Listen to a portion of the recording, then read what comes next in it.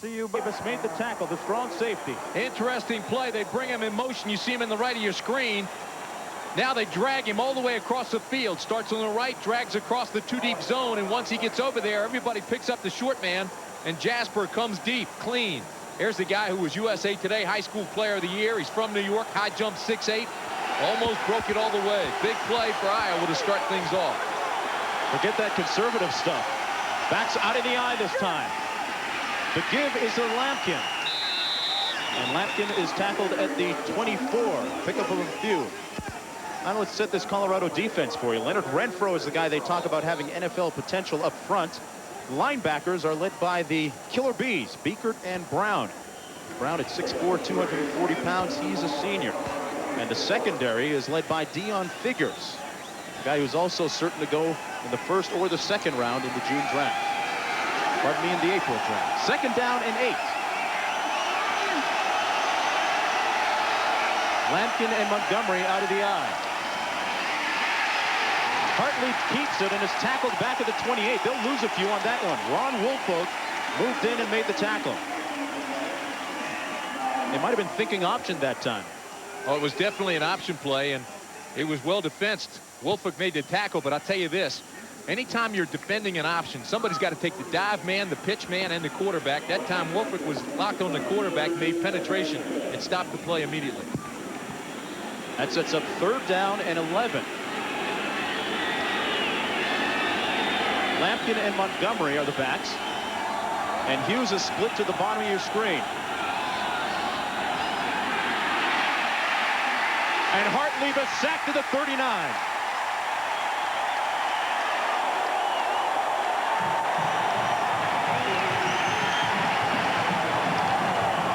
That's a loss of 12 yards, and more importantly, the tackle by Chad Brown puts them out of field goal range. You know, Jasper had his man beaten, too. He was working on the free safety, Fritz Hudson. Now watch this. Hartley sees him right now, but he also sees the rush coming. No time to readjust, and the sack. Kreider's punt goes into and out of the end zone, and Colorado will get to start off on its own 20-yard line. Which means, bottom line, that big pass play to Jasper means absolutely nothing now. It falls by the wayside, and oh, what an opportunity they had. Cordell Stewart will take the reins of this Colorado offense, and if you haven't seen him play, then sit back, enjoy, and watch.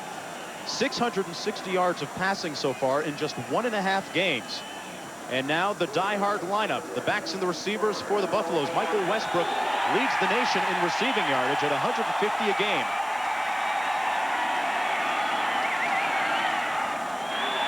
First and 10, one back set, slot right. Now Stewart tries to answer for Colorado. And it's incomplete. Man, have we got excitement. And right now we're going to go back to New York for some excitement and John Saunders. John?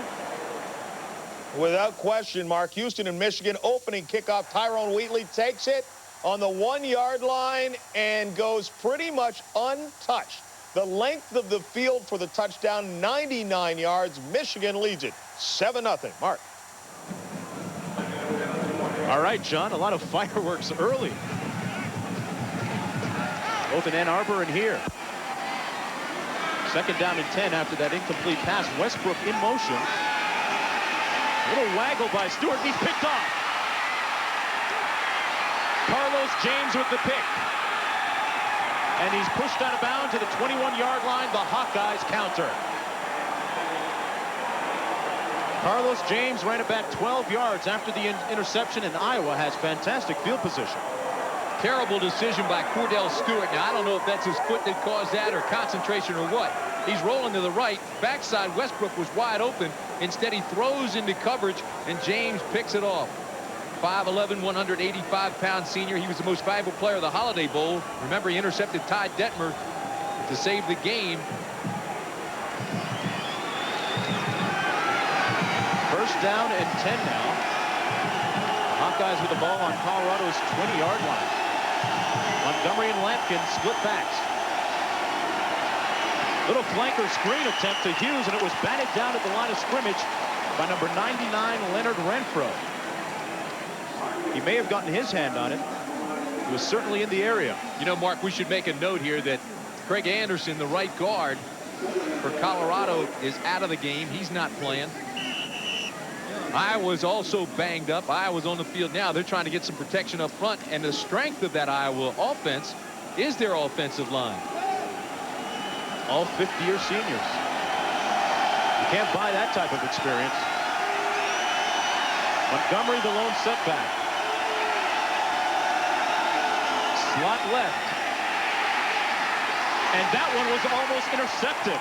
Ron Wolfwalk batted it down and may have had 6 the other way had he caught it. Tell you what a game he's playing so far. Wolfwalk already stopped the option cold when they were going after him 3rd down and 11.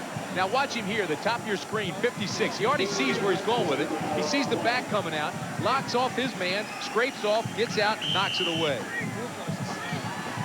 Intended for Montgomery, and he just saw him all the way, just read him out of the backfield. This Colorado defense has been maligned in its first 3 games. They are last in the Big 8 statistically.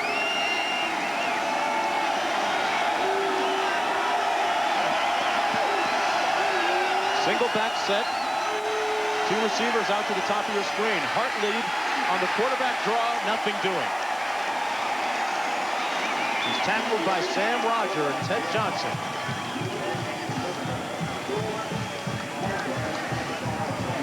That sets up 4th down as the Colorado defense holds after starting. Iowa had the ball on the 20-yard line. You know, in recent years, Colorado's been fairly predictable defensively, but now they've broken that up. They're much more aggressive. They have given up some big plays, but they are really coming after you defensively.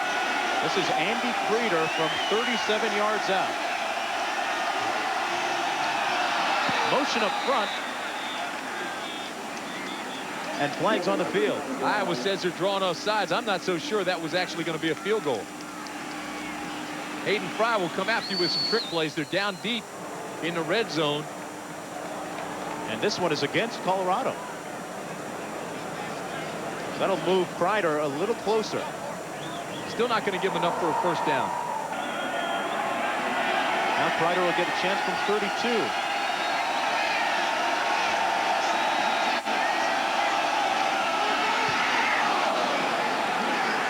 And it's good. So the Hawkeyes with 2 golden opportunities cash on its 2nd one. And they take a 3-0 lead early here in the 1st quarter of play. We'll come back to Folsom Field in just a minute. Mano's kick is fielded by Mitchell at the 3. And Mitchell is down at the 21-yard line. 19-yard return for the Buffaloes. The tackle made by Doug Laufenberg. Let's have a look at this Colorado offensive line. They are young and fairly inexperienced. West, Ivy, Stoltenberg, and Moore is getting to start this afternoon in place of Anderson. And Hansen is the tackle. Anderson showed up the other day with 103 temperature. He's had it now for a couple of days. They've got him in the hospital. They did some tests. His white blood cell count was up. But they think he's going to be all right. Now we have a player down on the field trying to get a report on who it is. And it's Garrett Ford, the tight end, 2nd-team tight end for the Buffaloes. Bill McCartney's team has been relatively healthy so far this season after 3 games. They come in with a record of 3-0. And now Ford is limping off with the help of the training staff. Garrett Ford, same name as the great Garrett Ford that played at West Virginia. No relation. Also a product of DeMatha High School and Hyattsville, Maryland. Here's Bill McCartney. Passed Eddie Crowder in the books for longevity with this game. 120 games as head coach here. Also has 68 wins. He's done a lot of things here at the University of Colorado. Vaulted this program into the elite. 3 wide receivers in for the Buffaloes. Stewart to pass into traffic. Cordell Stewart dangerously throwing into the middle and teeth of the zone. I'll tell you this, Boudreaux and Diaco were all over it. They were fighting for the football. Had they not knocked each other off, could have been a pick. And I wonder just how rusty Cordell Stewart is. After he threw that ball, he took a couple practice throws and motioned as if he were throwing. I think that foot may be bothering him. 2nd down and 10. Slot right, quarterback draw. And Stewart is down at the 22. I can tell you this, that is not the Stewart we saw early in the season, the first couple of ball games. Did not look too mobile on that play. Let's set this Iowa defense for you. Nelson is the leader up front. He's the left tackle. The linebackers, they play a 52 here. 5 down linemen, 2 linebackers, Boudreaux and Hilliard. And Diaco has taken Hilliard's spot, and in the secondary, Carlos James is the man that made the big play that led to the score. 3rd down and 9. Screen pass to Warren. Lamont Warren is tackled near the 1st down marker, just over the 30. Boy, what a play by Diaco. He was like a heat-seeking missile. Very aggressive, very tough, very smart guy. Loves this game. They say he's got a type A personality. Hayden Fry calls Diaco a wild man. He came across the field that time like a wild man and stopped the attempt at the 1st. And Tim, the crowd says go, but McCartney will punt. I'll tell you this, they come up a yard shy. Had not Diaco gotten there when he did, they would have gotten that 1st. Mitch Berger is back on his own 16-yard line. And Harold Jasper is standing on his 24.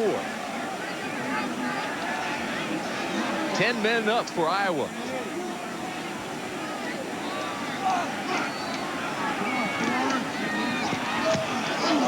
A high kick by Berger. Back to the 20. That's the downside of putting 10 men on the line. There's nobody left to block. No protection. A 51-yard punt, 6 yards on the return. It's 3-0.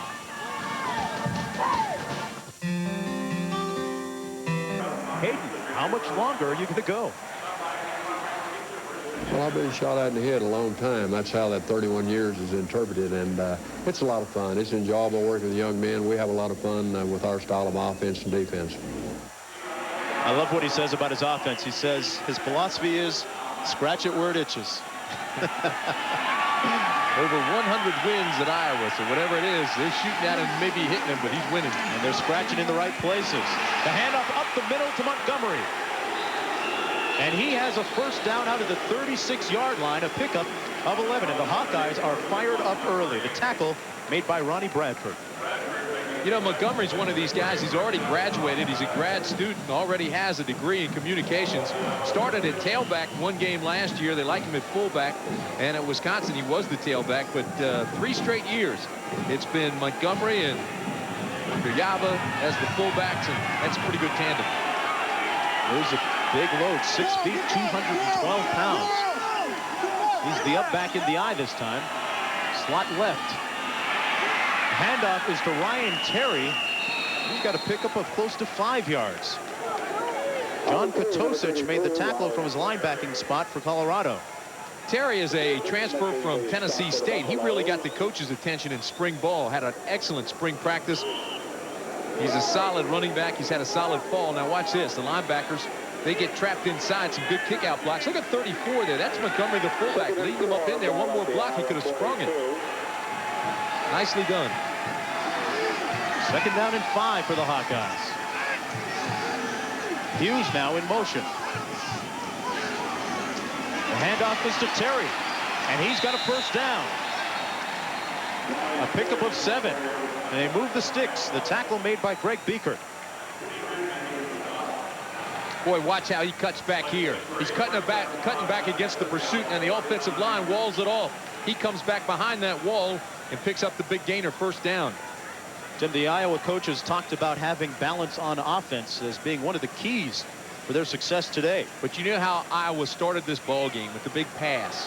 That seemed to loosen up the defense to the point now the running game is effective. It all goes hand in hand. Jeff Antela is split wide to the bottom of your screen.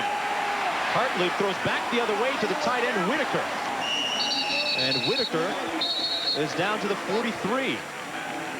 Darrell Price making the tackle, but not after Whitaker picked up 8 yards. Again, watch this. They come with the blitz. And I want you to watch the fullback pick up the blitz. Bang, right there to the right of your screen, to the right of the quarterback. That gives him just enough time to unload to the left side. And that's the only reason this play worked at all. The defensive line play, Tim, for Colorado going to be key today. Tell you what Iowa's doing, though. They're giving you a lot of misdirection. They're coming back. They're running some traps. They're hitting the passing game. Split backs this time. Hughes in motion. This is Lampkin. Lampkin got to the corner, showed some good speed that time to get around the corner, but there's a flag down at the 40. A tackle made by Leonard Renfro of the Buffaloes. Marvin Lampkin, 5'10", 202-pound senior. They call him the Scooter, and he scooted to the corner that time. Here's Terry Turlington, our ref. And it's against Iowa.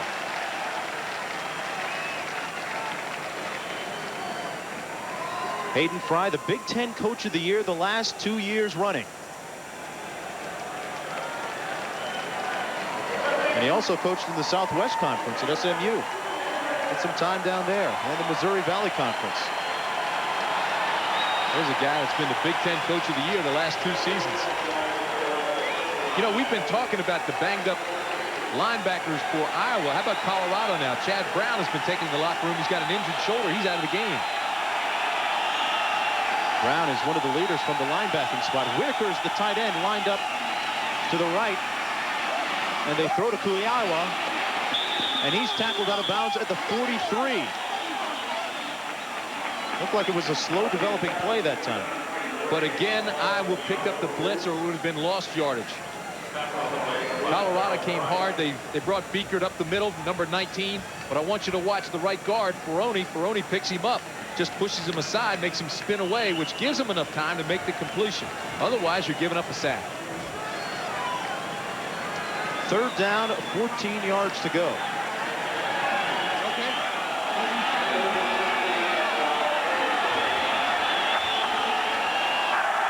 Lampkin lined up as a receiver this time. Out of the shotgun for the first time this afternoon. The inside handoff to Kuiawa, and nothing doing on that play. He's tackled at the 44 by Leonard Renfro. We would like to pause for 5 seconds to allow our ABC stations to identify themselves.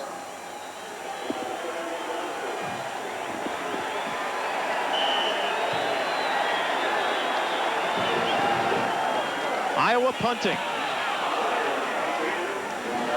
Fisher's punt goes to Deon Figures, and he feels it at the 24. Tries to run it back, but he's tackled immediately. A 37-yard punt, just 2 on the return. Colorado looking to get some offensive momentum.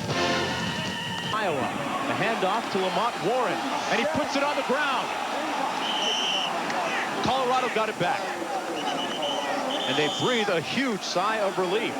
I'm going to tell you something right now. Colorado's playing on the edge. You know, they're -2 in the takeaways this year, takeaway giveaway margin. They've already thrown the interception. They had another one that should have been intercepted and was dropped. Here they put the ball on the ground. They're fortunate to get it back. Tim, I'm watching Cordell Stewart, and he doesn't look like he's running well, but here's the Warren run. Well, I tell you, that's a pretty good lick right there. Come on up, you make that hit. 2nd down. Little draw, they put it on the floor again. What the heck is happening here? They get it back again. 2 times in a row, Lamont Warren fumbles. And the Boo Birds have gotten a wake-up call here in Boulder. A smattering of boos coming from the stands. 3rd down and 13 now. You know, normally Stewart is a very versatile, spontaneous, strong-arm guy. Runs 4 5 40s. That all makes him dangerous, but that left plant foot is really causing him some problems now. He's 1 of 4 for 8 yards on the afternoon. Trips left. And he's almost picked off again in a flag. Oh, it's a late flag, too, from the back judge. It was called on Carlos James. Charles Johnson was the intended receiver for Colorado, and James came in over the top. Boy, that's got the coaching staff down there upset on Iowa. Look at Hayden. He cannot believe it. He's going to have a few words with him, too. And, Tim, there again, we saw Stewart throwing into heavy traffic. Well, he did. It's a zone coverage. They had a 2-deep thing. They throw in there. Now you got both up backs and the guy from the safety position coming up over the back and knocking it away. Watch this. See if he times it. See the up guys. Now, here's the safety. He did come over his shoulder early, so it's a good call. It was just a late thrown flag. 1st down, Buffaloes. You know, Book and Olinzak are really playing well as safeties in that Iowa secondary. Buffaloes come out in a trips right formation.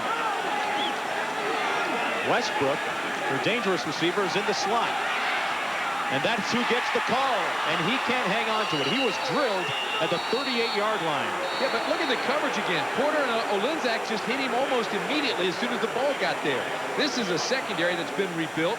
It's given up 433 passing yards coming into this game in the first 3 games. So it was maligned a little bit, but Hayden Fry's got him playing aggressively. Watch this now. They've got it look like it's a man coverage, right? Well, it's a 2 deep man under. Now they get into their zone coverage, come over and bang. There comes Porter 2 and Olinzak 13. So yes, sir, we knocked it loose. Michael Westbrook, a big, strong guy himself. Extracurricular activity. And in a right cross. 2 receivers out to the top of your screen, and Stewart goes down at the 24. Jeff Nelson got the sack. Let's go back to New York and John Saunders. Mark, Maryland and Penn State, Richie Anderson, a one-man wrecking crew today. Watch the move to the left, the right, back to the left, up the middle for the touchdown. His 4th touchdown of the day. Penn State's rolling. Back to you, Mark.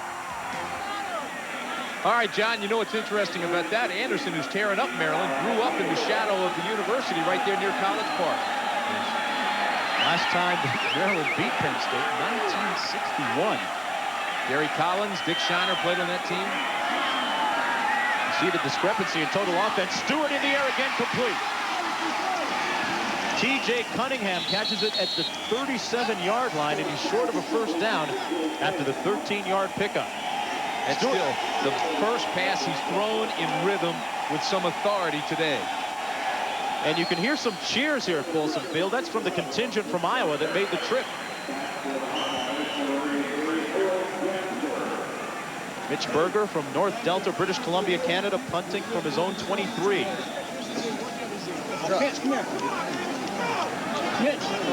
That's Jasper back on the 17 for Iowa.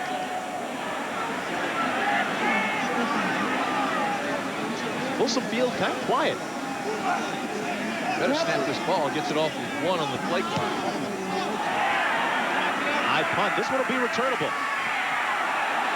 A flag down, and Jasper is down to the 28. A 38-yard punt and a 4-yard return. John Potosich made the tackle for the Buffaloes. Let's see what this flag is all about.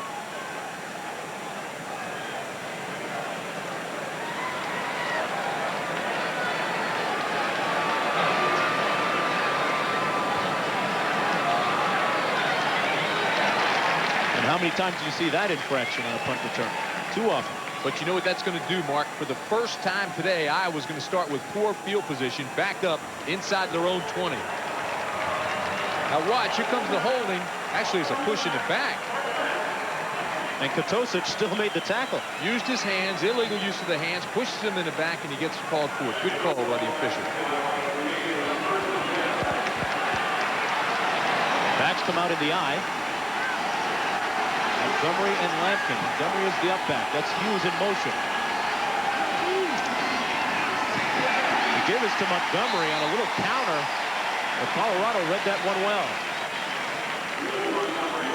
Well, Monday, 2 of the NFL's fiercest rivals needed a rematch from last season's playoffs. The Los Angeles Raiders head into Kansas City to battle Christian Okoye, the Nigerian Nightmare, and the Chiefs. Live 9 Eastern, 6 Pacific this week on ABC's Monday Night Football. The Raiders have Nick Bell, a former Iowa student and football player, in the backfield. 2nd down and 13 for the Hawkeyes.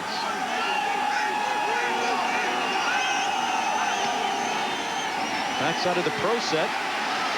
Hartlieb wide open to Antela, and he's close to a first down at the 29-yard line. A pickup of 11 for Iowa.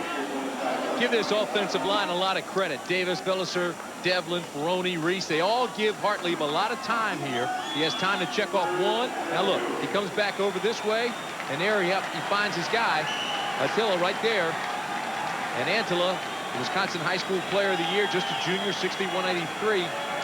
There's a 3-time medal winner in the state 100 meters. He can get open. He did that time. And it's 3rd down and 2.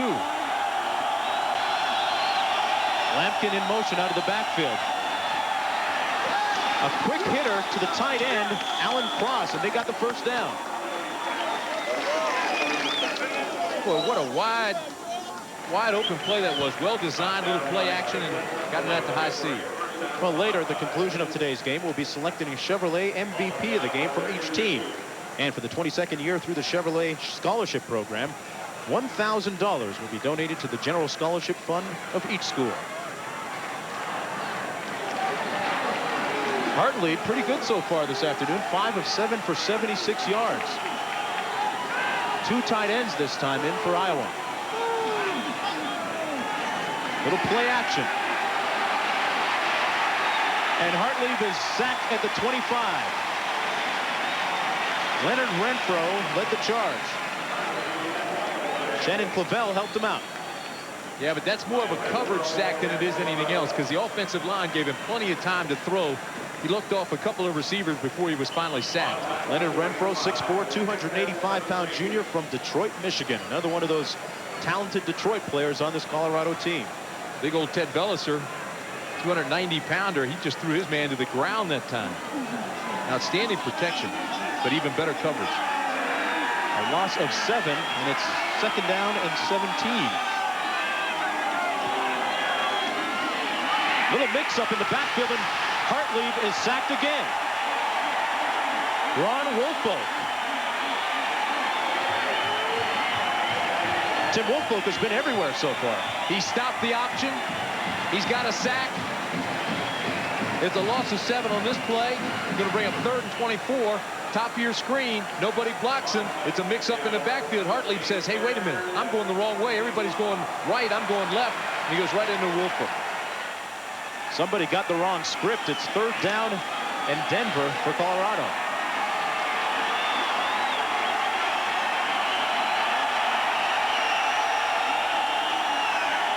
Backs out of the eye. Hughes in motion. The handoff up the middle to Montgomery on 3rd down. And right now, let's go back to New York and John Saunders. Michigan State and Boston College, and Dwight Shirley with a big day for the Eagles here. 80 yards, 1 of 2 touchdowns for him as Boston College shuts out Michigan State. Their 3rd straight shutout. The first time they've done that since 1942. Mark. Okay, John, back to the action. Deon Figures will get a chance to return this one. And Figures is down to the 33-yard line. A good punt that time of 54 yards, 8 on the return for Figures. Tackle made by Cliff King, and I'm going to tell you this game now is starting to heat up. Both sides, a lot of talking going on. There's pushing and shoving after plays.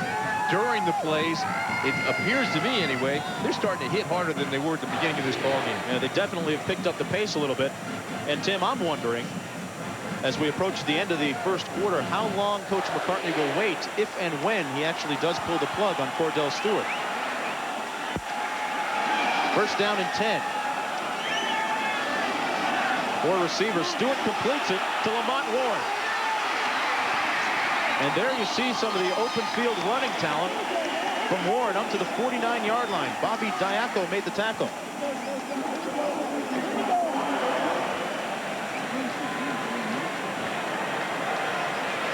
And there's a flag down at midfield.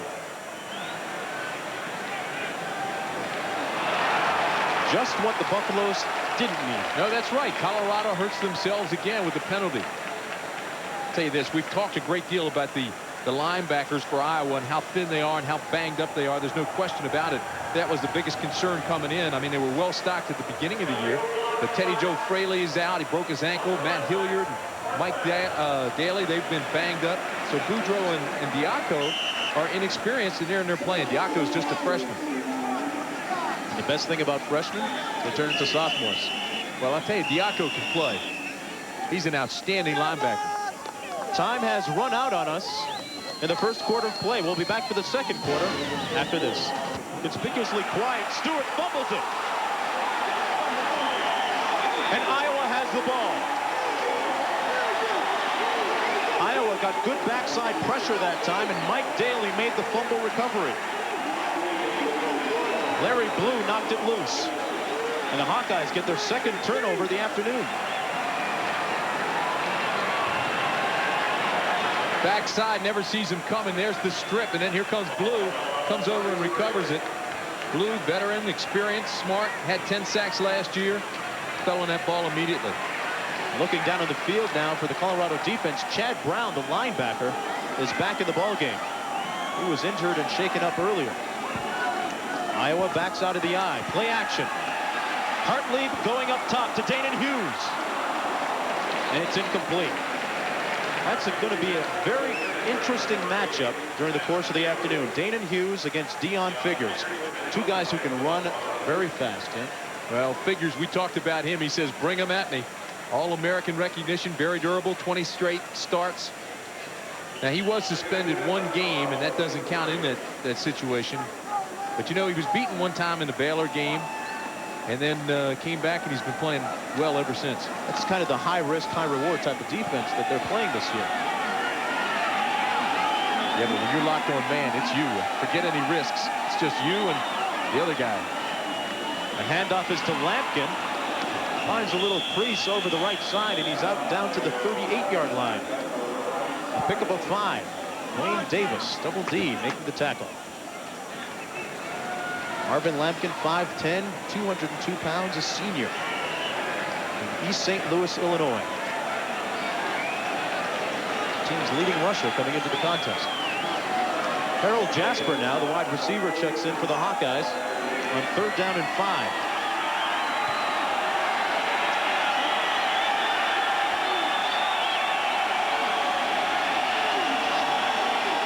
Jasper is in the slot. And Hartlieb looks to go to him.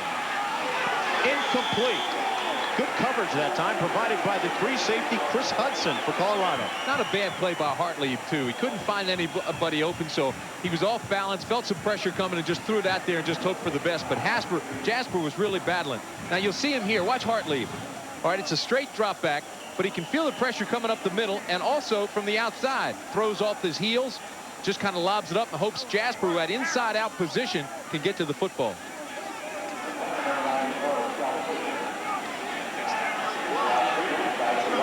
Scott Fisher now into punt. Tries to hang it up. And pooch it. Bounces at the 5 and into the end zone. So the Buffaloes will start on their own 20-yard line. A 38-yard punt and nothing on the return.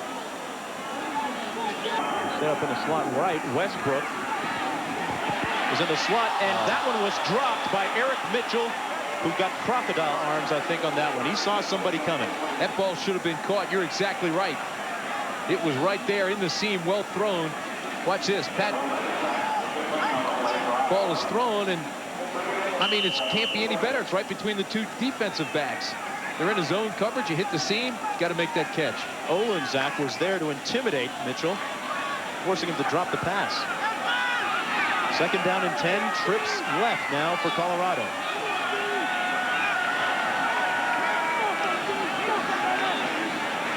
Stewart looks to the weak side, and the pass is complete to Christian Fourier, who escapes.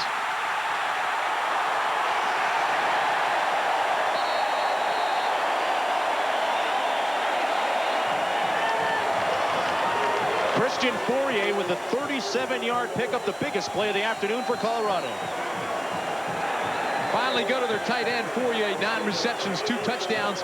Look at this. They slide him out the back door underneath the coverage after they cleared it out, and then he breaks those 2 tackles. Now, this is a big man we're talking about. 6'4", 240 pounds, just kind of ran by those guys. Took 3 to get him down, finally up near midfield. Olenczak gets credit for the tackle, but he got a lot of help from friends. And Crane was one of those friends, Tim, downfield. This is Colorado's first time into Iowa territory. James Hill busting it up the middle down to the 31-yard line. Well, it's amazing how you break a big play and all of a sudden the defense becomes loose. Olenczak again making the tackle, assisted by Porter. Olenczak, the leading tackler on this Iowa team. Hill, a converted fullback, picks up the 1st down. Once again, they move the chains.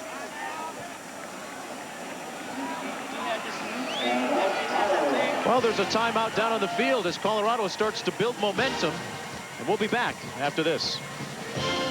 Westbrook Hill, the single back, and he gets the handoff over the 30 down to the 29, tackled by Mike Daly, 6'1", 230-pound junior. Well, you've got Michael Westbrook, who leads the nation in receiving yards, has not made a catch yet. And averaging, Tim, 150 yards per game. Bill McCartney told us yesterday he's not where he wants to be offensively yet. Second down and 9 now. Colorado 3-0, first time that's happened since 1989. Single back set. Westbrook is in the slot left. And here he comes on the reverse. Westbrook down to the 17-yard line. A pickup of 12 and a first down for the Buffaloes. Boy, Colorado's got them thinking now. They've got their heads on swivels. Watch this. All the action will go to your left. Now all of a sudden here comes Westbrook, and there's no contained man back here, no flood control. So he turns it up. But watch, here comes my guy, 45. I love this kid, Bobby Diaco. He's just a freshman. Didn't think he'd even play this year, but because everybody's hurt, he's in the game and he's running around like a wild man. Michael Westbrook out of Detroit, Michigan. The closest receiver to Stewart. And that's who he goes to, and he catches it, but he's wrapped up immediately by Olenzak. It's going to be a face mask against Iowa.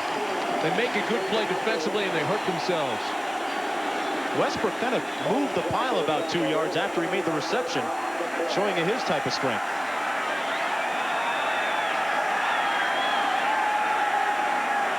He only picked up 1 yard on the catch, but he'll get more than that after the face mask infraction.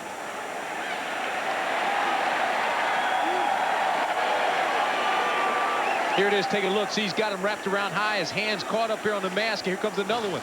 First hand slides off, and then all of a sudden, Porter comes over and gets his hand up here, number 2. Double jeopardy. Hayden Fry saying yesterday that this game is extremely important, and it doesn't get any easier next week as they travel to Ann Arbor to take on the Wolverines. They start their Big Ten Conference play. He's realistic, though. Hayden Fry says he just ran out of bodies. Single back set. 2 receivers to the bottom of your screen. Eric Mitchell is in the slot. Here's Westbrook in motion. The handoff to James Hill. James Hill is down to the 3-yard line. Tackle made by Carlos James and Olenzak. And you can almost sense Colorado starting to build something here. Watch the offensive line fire. That's where it starts. Now look at the guys pulling. C-73 coming around there. That's Ivy. Gets a good block. Everything else starts to fall in place. Hill takes it up, and he's running with authority. Everything is picked up a step now for Colorado. And we've seen, Tim, more of Hill instead of Lamont Warren. Might have something to do with those 2 fumbles. 2 tight ends in now for Buffaloes. Hill again. And this time he's stacked up and gang tackled at the 3. Well, I tell you, Daly came in there and just stopped him dead. As a matter of fact, all the momentum started going backwards. And he got some help from your friend Diaco. Gotta love that, man. Slobber knocker, just tuck the tail, take everything backwards. Make their eyes feel like they just had a light bulb pop in them. You ever get a picture taken, you know, and all you see is those spots everywhere? And because of that, Hill coming out of the game now. Warren comes back in. Flash bulbs or not. Charles Johnson is split wide. Motion against Iowa, it appears. The Hawkeyes are pointing at the Buffaloes. Pro set. Hill and Warren. The handoff is to Warren. And he's in the house.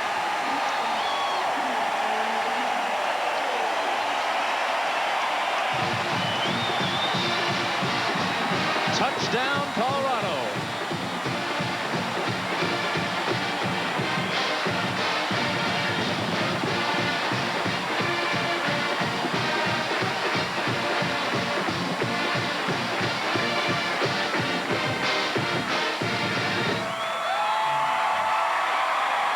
A 1-yard plunge, and Colorado takes a 6-3 lead.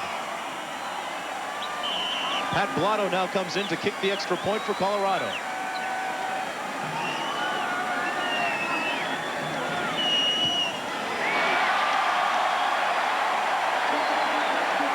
7-3 as the Buffaloes come alive early here in the second quarter of play. Come on back. In 9 plays, using up 3:27 on the clock to take a 7-3 lead. With 9:21 remaining in the second quarter of play. Berger with the kick. This is Danon Hughes who runs it out. Hughes has a wall and gets a block. Danon Hughes tiptoeing his way out to the 38-yard line, a 38-yard return. Let's go back to the touchdown. I want you to watch 72 West, 73 Ivy, 64 Stoltenberg, 66 Moore, all in black. Watch them fire out the offensive line. Now here comes 33 Hill into your screen, throwing a lead block. And there goes Warren in for the touchdown. Folks, that's power football. Lamont Warren with a touchdown. Tough guy, right? He used to play the viola, loves to bowl. He's got a 3.0 grade point average. How tough can you be? Touchdown maker. Used to play the viola. That's bad for your rep if you want to be a tough guy. Montgomery and Terry in the backfield on 1st and 10.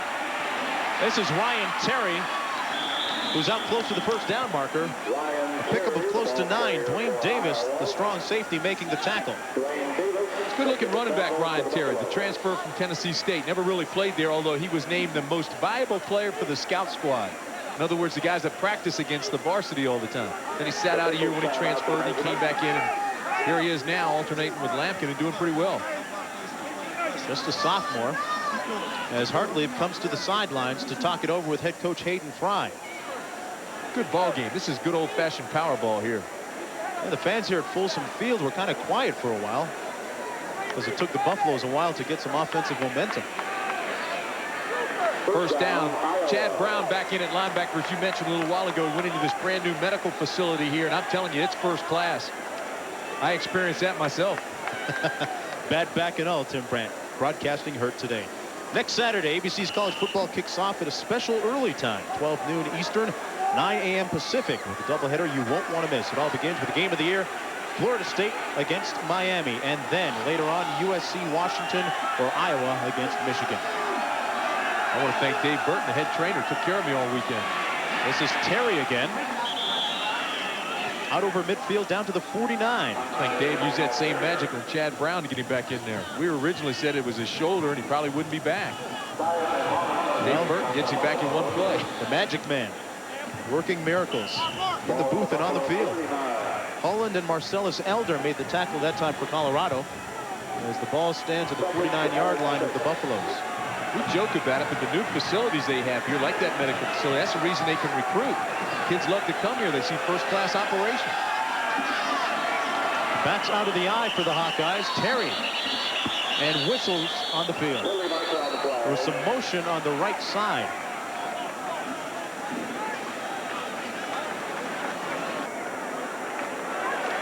Reed steps in for Rob Boxley. He's got big shoes to fill. Check that, make it 2nd down and 11. Terry now out of the backfield into a receiver slot position. The quick slant is incomplete at the 50. Hartlieb had time to throw but couldn't complete the pass. It was intended for Harold Jasper. It does not look to me like Hartlieb is setting up properly to throw. He's nervous back there. He's not planting that foot. Kind of got those happy feet, you know, and he's not really setting and planting and throwing. And it's not like he doesn't have a lot of time either, because he's had that this afternoon. 3rd down and 11 now. So far, the Hawkeyes 1 of 6 on 3rd down conversions.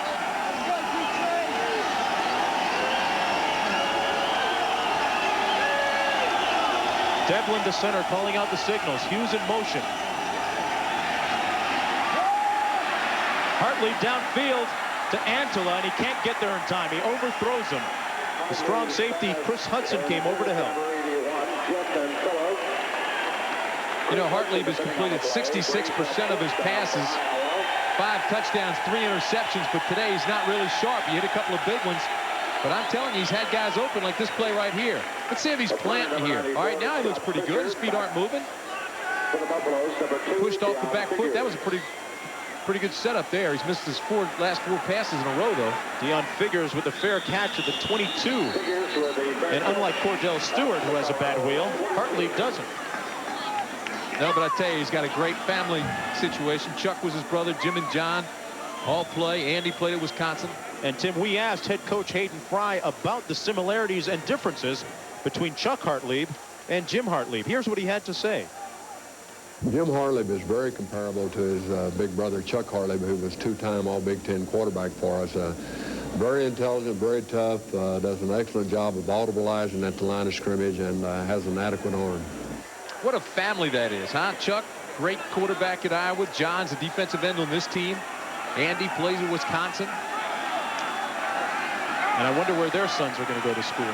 Corn-fed and hand-spanked, those guys. First down and 10. Stewart, play action. Wide open. Christian Fourier drops it. Hit him right in the hands at the 25. Maybe he had to bend down a little, but still a catchable pass. Look at Fourier, too. I mean, he knew it. He's saying, golly, I'm out here by myself. The ball comes to me. Watch his reaction after he drops it, because he's wide open. Stewart here with a nice play action. Now, look, throws the ball well. Now, watch this. Boom, right in the breadbasket. And he stands up and goes, oh, no. Not a soul over there. Boudreaux was coming late, 37. Fourier, an interesting story. They've put his bed in the weight room. He's put on 25 pounds since enrolling at Colorado. A quick hitter intended to the slot man, Westbrook, and he didn't turn around in time. It falls incomplete. Olenczak, pretty smart play out there. He read it before the receiver did, went for the interception, then turned to the official and said, wait a minute, that was offensive pass interference, kept me from the football. Might have been. You saw Stewart's numbers, 5 of 12 so far. Unlike the first half he had against Baylor a few weeks ago, he was 16 of 17 for 251 yards. Let's watch Bobby Diaco this time, see where he lines up and where he ends up, the freshman linebacker. 3rd and 10, 4 wide receivers in for the Buffaloes.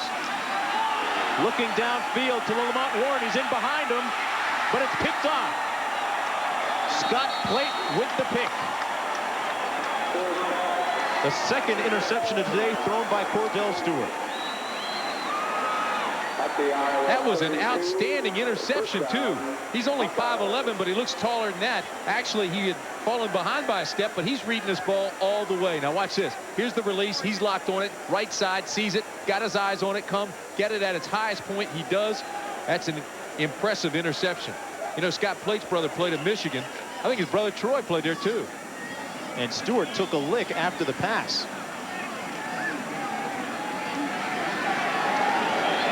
First and 10, back the other way for Iowa. Kuyava, the up back in the eye. Hughes in motion.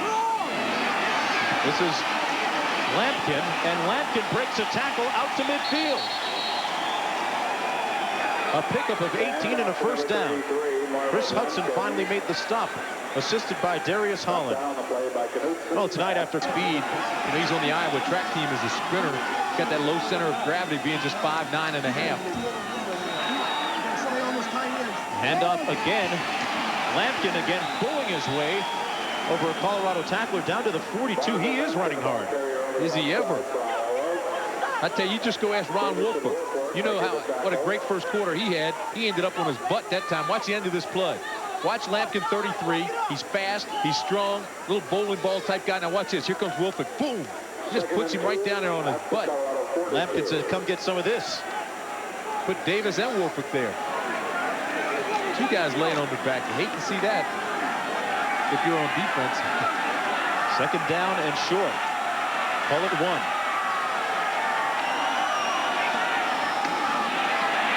And this time, Marcellus Elder makes the tackle for a loss of maybe a yard or 2. Yeah, Elder says, I've had enough of this. I'm standing up. I'm going to take a shot here. The coaches were concerned about Elder's weight. He's been up to 318. Right now, he's down to about 275, 280. They say he's got these real thin legs. Look at those legs down there. They call them bird legs. So they can't support all the weight he's got up top. So they want to keep his weight down. He was 318. They've got him down to 280. Want to get him down to about 275. Elder out of Compton, California. Bird legs. He's going to come up here and look for us. You called them bird legs. 3rd down and 2. Hartlieb will not get there. Yes, he did. He did scramble and get the first down. Flushed out of the pocket, and he made something out of it. Got a couple yards beyond the sticks. He knew where to go, and he tried to get down. Hey, here's what Hartlieb has to work on, though. He's a senior, so he doesn't have much time to work on it. But if he's going to slide, he's got to come feet first. He goes down and tries to give up his body, but he's coming head first, and they tag him. Been watching Ricky Henderson too much. Those head first slides. Bradford came in and got a pretty good lick on him. He's got to go feet first. 5:15 remaining in the first half of play. That's Danon Hughes in motion. Lampkin. And he's stocked up at the 37. Greg Bickert got there. Preseason All-American, Butkus Award nominee, captain of the team, stepped in and took him down quickly. Bickert, another one of those Colorado players that has already graduated. In grad school right now, and spoke with him yesterday at practice. Fine young man. Yeah. Grad student studying marketing. Iowa has run the ball 5 times on this drive. They have not passed. 2nd down and 7 until this play. And Hartlieb says, I want to talk. We're going to take a short break and come right back. Really enjoying ourselves. Love this weather out here. Weather today, in a word, sensational. Higher elevations had snow. And a look at Hartlieb by quarters. 5 of 7 for 76 in the first quarter. 0 of 4 so far. And he has not thrown on this drive. 5 straight runs, but now with 2nd down and call it 7. Wouldn't be surprised if he goes to a pass here, although they're loaded up. Hughes and Jasper, the receivers. Has time to throw, completes it to Danon Hughes at the 21-yard line. And another first down for the Hawkeyes, a pickup of 16 yards. Deon Figures pushed Hughes out of bounds, and now they're talking about it a little bit. I'm going to tell you something right now. The reason that play worked is because Devlin, the center, came back and made a block. Watch the right of your screen. Safety blitz is coming. 23's got him dead to rights. And Devlin got off the block and went over and took out the safety. The pass was then completed. And a bit of a push coming from Deon Figures, too. Well, it is a tight sideline here at Folsom Field. Figures says it was legal. Hughes didn't get hurt. No harm, no foul. He wanted to show him the sideline. Split backs this time. Lampkin down to the 16 in the middle of the field. That offensive line for Iowa, Tim, really jumping out at you early in the first half here, doing a good job. You are exactly right. They came in that time with 2 tight ends loaded up jumbo style. Davis, Velliser, Devlin, Ferroni, and Reese all the way across the board. Coming up on the Prudential Halftime Report, John Saunders with scores and highlights from a very busy Saturday afternoon in college football, as well as an interview with Bobby Bowden as they look ahead to a huge matchup against Miami. The backs are set up in the I. That's his last timeout. And Hayden Fry is hot on the sidelines. Well, he didn't want that timeout taken. I mean, there's 3.5 minutes left in the half. Didn't want to have to take it this early. I mean, what if it comes down and they get another drive going? He may need that timeout later. Nonetheless, better safe than sorry. Just make sure. Look, he's pointing up at the clock right now. He's saying, hey, look, you've got 3:38 left. Now you've got no timeouts. Well, they are in great position to get a score out of this. You know what I think the problem is? You know what they're pointing at? They cannot see the play clock. Hartlieb didn't know where the play clock was, or he couldn't see it because of the glare of the sun. Consequently, called timeout so he wouldn't be penalized. That's exactly what happened. It's what you call the home field advantage, I guess. Well, it's right up there on the building. I mean, it's easy to see. The line again.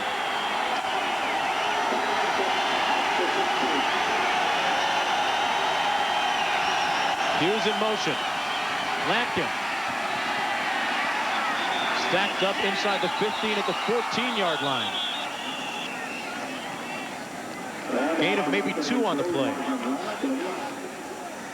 You know, we talked earlier about the interior line play defensively for Colorado, especially at the nose guard position with Darius Holland.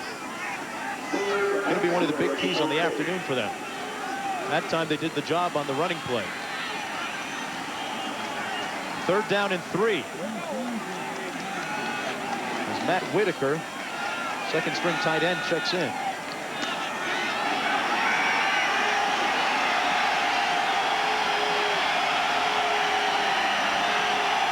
Montgomery and Lampkin out of the eye. Hughes in motion. Hartlieb keeps it on the option and has the first down. Tough running by the quarterback, Jim Hartlieb. You are not kidding about that. He did not have it when he had the initial hit. He spun off that and stumbled forward. No slide Davis this and time. Brown. Watch this. All right, now he's reading the end. As soon as that end goes out to the pitch man, he tucks it away and will cut it up. Now watch this first hit right here. Bang! He doesn't have the first down. That's Davis that hits him, but he spins off that, stumbles forward, and picks it up. Nicely done, Jim Hartlieb. Look at what Colorado did last week against Minnesota. Pretty impressive, huh? 11 of 12. Down in the red zone. That's Lampkin down to the 7, tackled by Chad Brown. Brown, 6'4", 240-pound senior from California. Brown's interesting. He has a strange type of collection. He collects lizards and snakes. He has a pet boa. Also has a broken hand he's playing with. They've got a little portable cast on that thing. Why is it only linebackers collect crazy things? You've got me. He's 9th on the all-time leading tackler list. This is the 11th play of the Iowa drive. Terry and Kuyava in the backfield. Watch Danon Hughes here on the left side of the end zone. Throw it out Under pressure. And Hartlieb does the right thing. He gets rid of it before he takes the sack. Danon Hughes and Deion Figures are bumping and grinding all the way. They're talking now. Official comes in between them, but those two guys went to the wide side of the field. And Shannon Clavell, Tim, was the guy that got pressure on Hartlieb. Good pressure, too. Again, his feet aren't set. Nobody's really open. He was bracing for the hit before he actually threw that football. The big guy, Clavell, showing some mobility. He's only a freshman, 6'4", 270. And it sets up a 4th down situation now. Well, if that's Iowa taking that timeout, that's their 4th timeout. They can't do that.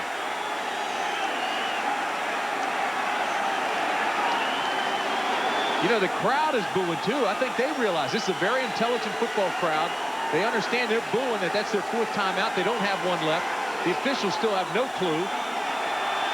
McCartney's not. Now one of the coaches is calling the officials over. I think Bill McCartney's going to say, hey, listen, they've taken one more timeout than they have. Well, let me correct myself. It is 3rd down.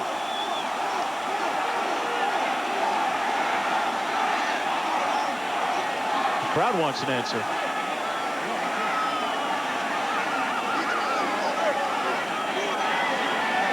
As the Colorado defense comes back onto the field with 1:36 remaining in the first half.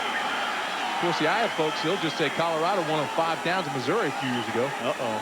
Give an extra timeout to Iowa. Don't start that again. Oh, I'm sorry. I just brought that up. What a great place this is, huh? Tremendous landscape on campus. Not only that, but quality people, top to bottom. And Bill McCartney getting quality people and quality players in his Colorado program. Matter of fact, the CFA is headquartered out here. Chuck Ninus and his wife Patty live here in Boulder. 3rd and 7.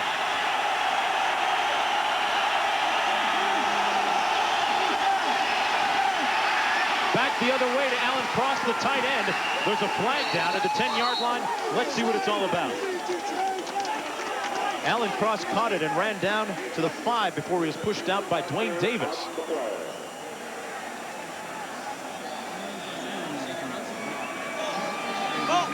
It's one of the few times this afternoon we've really heard from this Colorado crowd.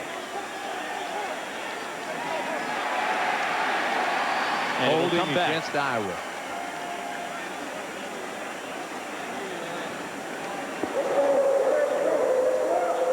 Holding on the offense, decline, 4th down. Hayden Fry now sending in the field goal unit.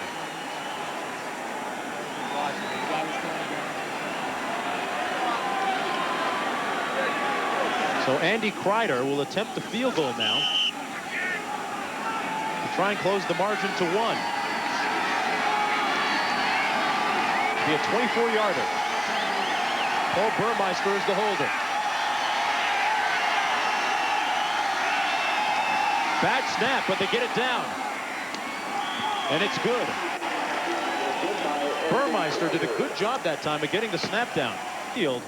Bill McCartney, head coach of the Buffaloes, was working one of the officials, wanting to know exactly what the situation was with reference to those the timeout that was just taken. Well, the official statistician, everybody here, Mike Swan, everybody's got 4 timeouts listed for Iowa, but maybe that time they were looking at the clock, they didn't charge him for a timeout because the clock didn't reset. Christian Fourier fields it at the 25 and runs it back to the 35-yard line. Mike Swanson says 4 timeouts taken. You got to believe 4 timeouts were taken. We'll try and get an explanation and check on that and explain it to you later. The Buffaloes, though, with decent field position, with time remaining to get into field goal range. Maybe more. We'd like to now pause 5 seconds to allow our ABC stations to identify themselves.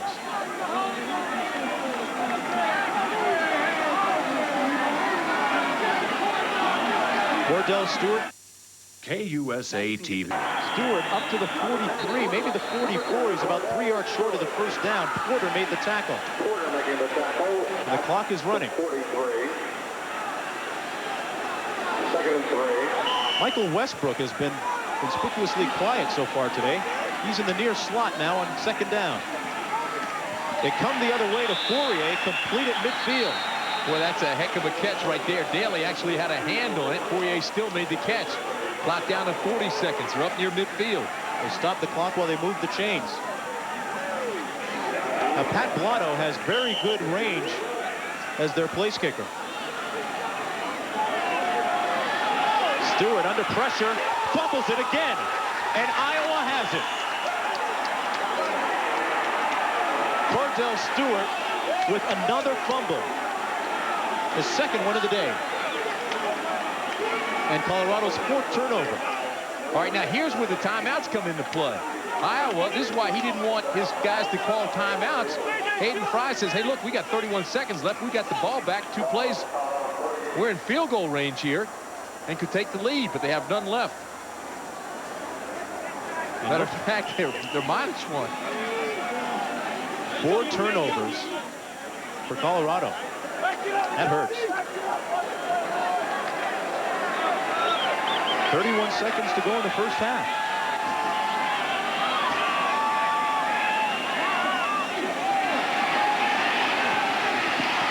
Hartley turns it over. And it's loose. And finally, the Hawkeyes pounce on it back at the 36. Ron Woolfolk stripped it away. What a game he's playing. He's everywhere, and when he's there, he's not just standing around, he's making something happen. If you look at this, he actually just jumped out and reached and grabbed his arm. He rolls right, look at Woolfolk, grabs his arm, slaps the ball, ball's loose, they almost have it, and then finally they come and Iowa jumps on it. And we have a flag down, Tim, at midfield.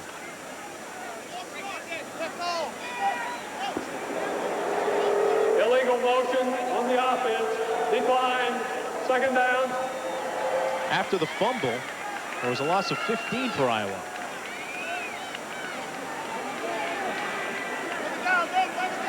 Second down and long. See the clock there, it continues to move now. 17 seconds. Second and 21. Ball at the Iowa. Woolfolk picking up where he left off last year. Coach has said that he finally started to come into his own near the end of the last season. Don't have to run a play here, and they're not going to. They're going to go into the locker room just trailing by 1.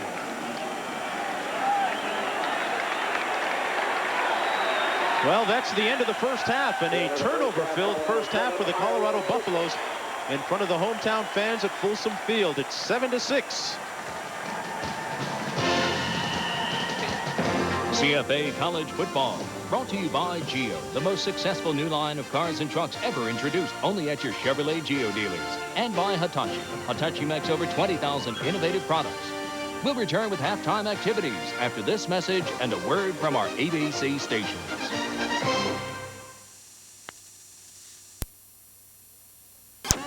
And by Valvoline. People who know, use Valvoline.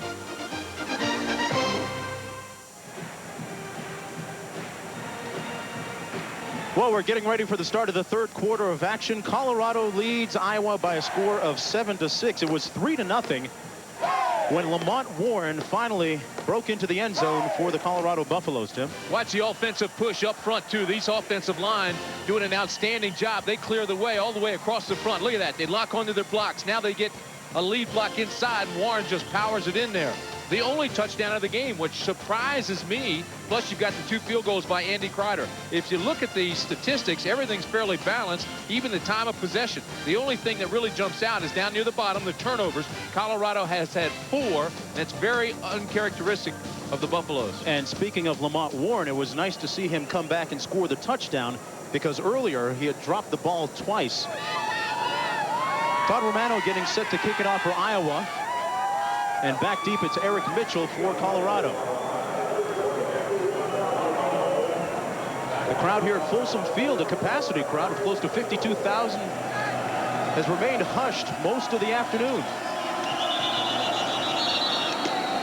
Rather inauspicious start to the second half. It's been a strange game. A little bit off here, a little bit off there. Penalties, drop balls.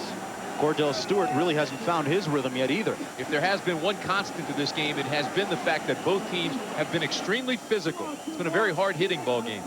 And Tim, one of the things we'll have to look for early here in the third quarter is if Bill McCartney decides to switch his men at quarterback. Mitchell will take it on the 20-yard line. Not so sure he's going to, though. You know, it's not the fact that Detmer is not the guy, but Stewart played pretty well. And as we say that, and look who comes in. In comes Coy Detmer. He was waiting for you. Yeah, exactly.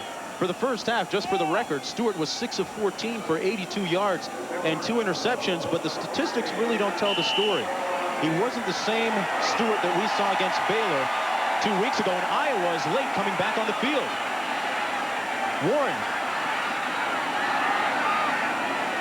A flag down, and Warren carries the pile out over the 25 to the 26-yard line. That's a great recovery by an Iowa defense. It wasn't even on the field. They had a running start to where the ball was going. Very lackadaisical. Larry Blue and Scott Plate finally made the tackle on Warren after the pickup of 7. But we'll have to see what these flags are all about. I've got to wonder why the referee put that ball in play if the teams weren't even on the field yet. And it's a holding call against Colorado. So they try to quick pitch him and they get caught.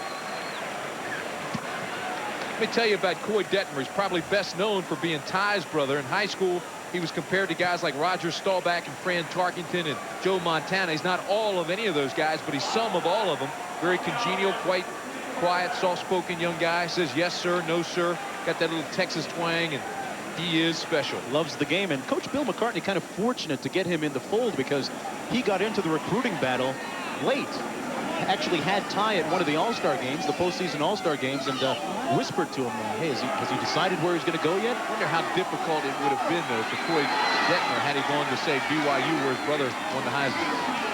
Extremely difficult. Warren out to the 14-yard line. We asked Coach Bill McCartney about Coy Detmer and how impressive he was earlier, and this is what he had to say. Coy comes to us very well schooled in the things that we're learning. His dad coached him in high school.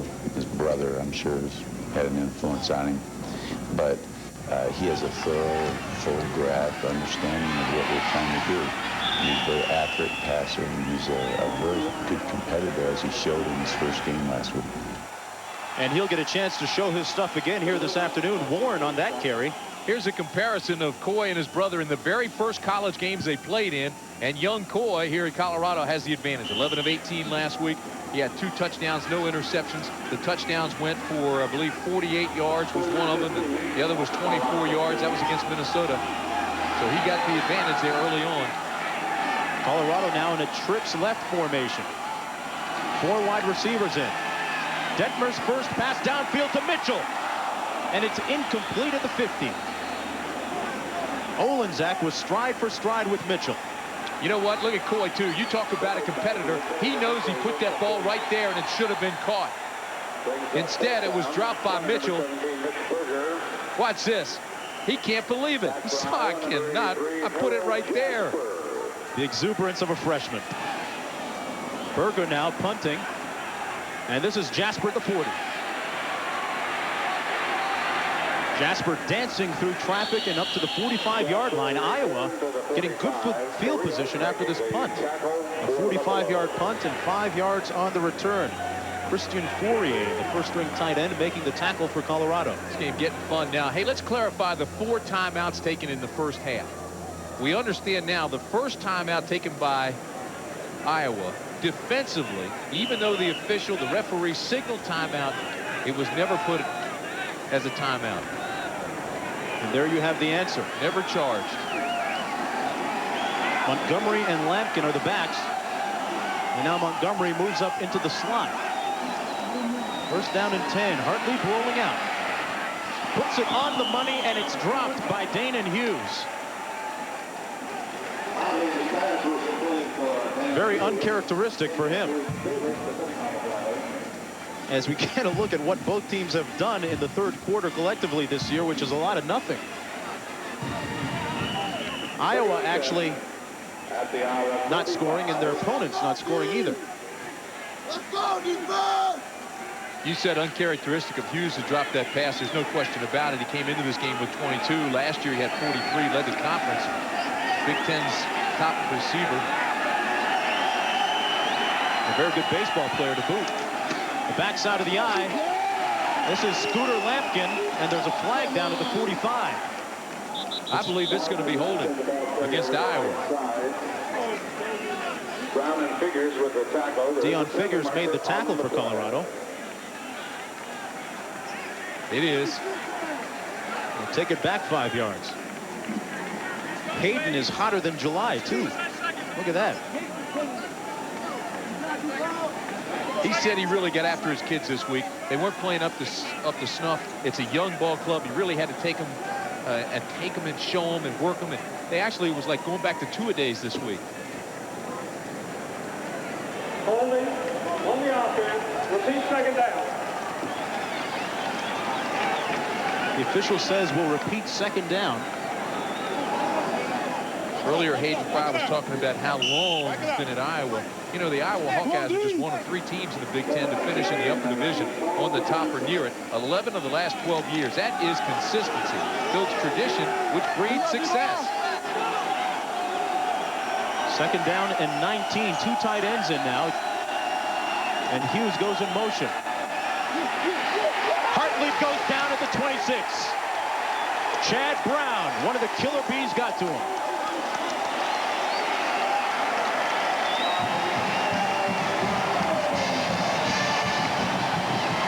Talk about collecting snakes, boy. He's struck right here. Outside linebacker comes on the blitz, untouched. Quarterback never sees him. There is the 9th all-time leading tackler at CU. Preseason All-American, Butkus candidate, high school fullback and tight end. Uses that great speed to come. Of course, it's easier when you're not blocked, but he comes when he gets the sack there. A loss of 10 after the sack. Third down and a cab ride now for Iowa.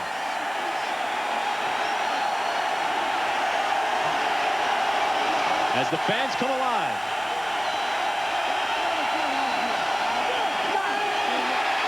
Screen pass dropped by Montgomery. You know why? You know why that ball was thrown low? Because old Wolfhook was coming hard. He came on the same blitz, on the opposite side.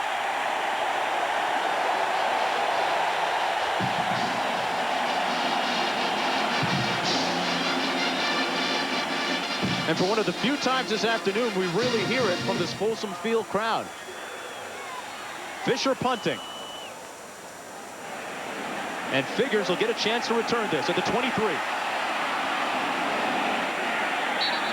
No neon from this Deion. He's tackled at the 22. A 51-yard boot. 2 yards on the return. Coy Detmer will take the reins when we come back. So, I see you changed your mind, huh? Well, the Camry was nice. And then I drove this. Yeah? Mileage is better. Really? And with the power, I'm telling you, it's like a sports car with room for the kids. Probably set you back, huh? About 3,000 less than the Camry. No kidding. No kidding. Well, what is it? The new Grand Am. Japan. He's tackled at the 31 by Bobby Diaco. There's my guy. I'm telling you, I like that guy Diaco. He's just a freshman, but he runs all over the field making plays. Detmer picked up about 6 yards as we take another look at this one. Okay, Diaco's the linebacker. Sees him now coming on the draw. Skates, run, inside out leverage. Go down, hit him low, then twist him. Nicely done. They call him a type A personality. Hayden Fry just simply says he's a wild man.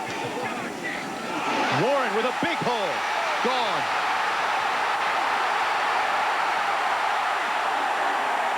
Lamont Warren was run down by Scott Plate, but not before a huge pickup that takes Colorado down to the 11-yard line. He picked up 56 yards.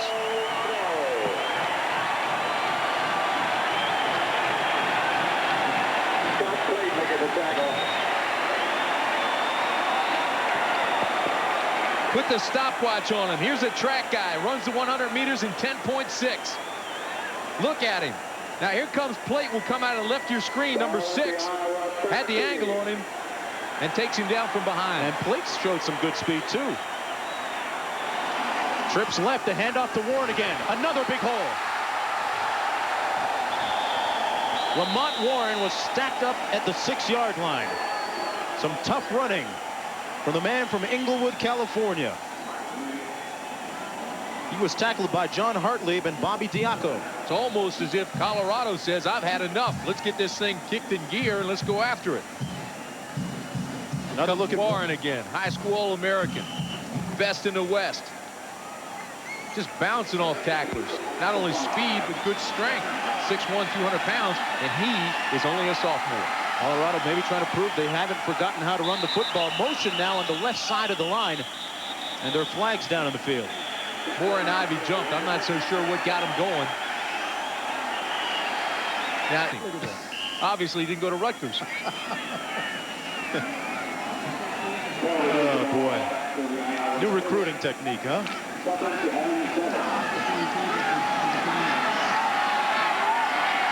Michael Westbrook, the nation's leading receiver, is in the slot, left of Detmer. Pump fake into the end zone, touchdown!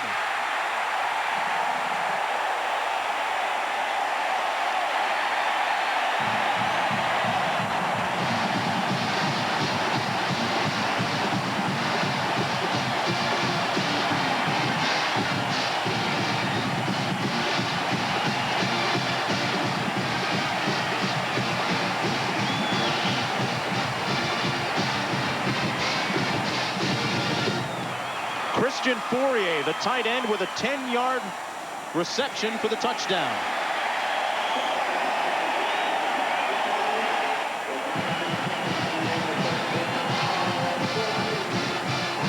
Tell you something about Coy Detmer, folks. This guy is the real deal. Just a freshman. Look at him pump, pull it down, still searching, throws in between two defenders, finds his tight end, touchdown. You talk about composure. You talk about a guy who understands and is well schooled, not even on balance. Now watch him. His reaction this time is, yes, sir, we've got it. And who was the first guy to meet him when he got to the sidelines? Cordell Stewart, the guy that he replaced. Detmer juiced up, hyped up, and ready to roll. Last week, I want to remind you that they were trailing 17-0 against Minnesota, and he was thrown into action in the third quarter, led them back to the 21-20 win.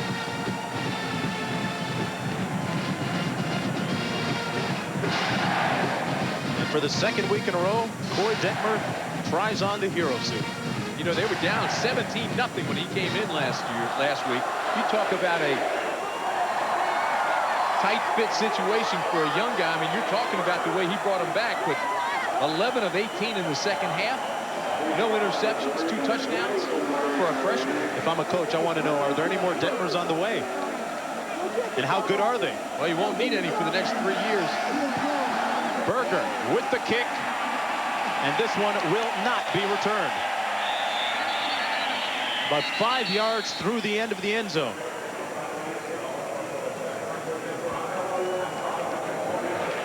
Well, tomorrow on ABC Sports, they have the ball on its own 42-yard line. The draw play to Warren. Lamont Warren has picked it up a bit here in the second half. All right, if you're the defense now, you've just got to maintain your composure. You've got to realize you've got to make something happen. You've got to get a sack. You've got to make a turnover. Because right now the crowd is juiced up. The home team, Colorado's really excited about this. And they're up 14-6. They're ready to, they feel they can break this thing open. And part of breaking it open will be Warren, who is 10 for 78 yards rushing so far this afternoon and 1 touchdown. Michael Westbrook in motion. And it's batted down at the line of scrimmage. Larry Blue got a big paw in it. A 6'2", 235-pound senior.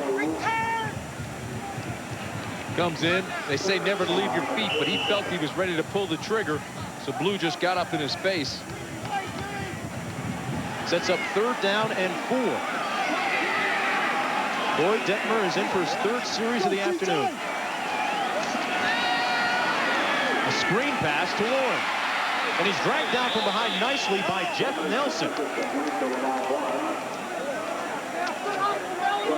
Talk about a young team. Of course, you've got Detmer at quarterback. He's a true freshman.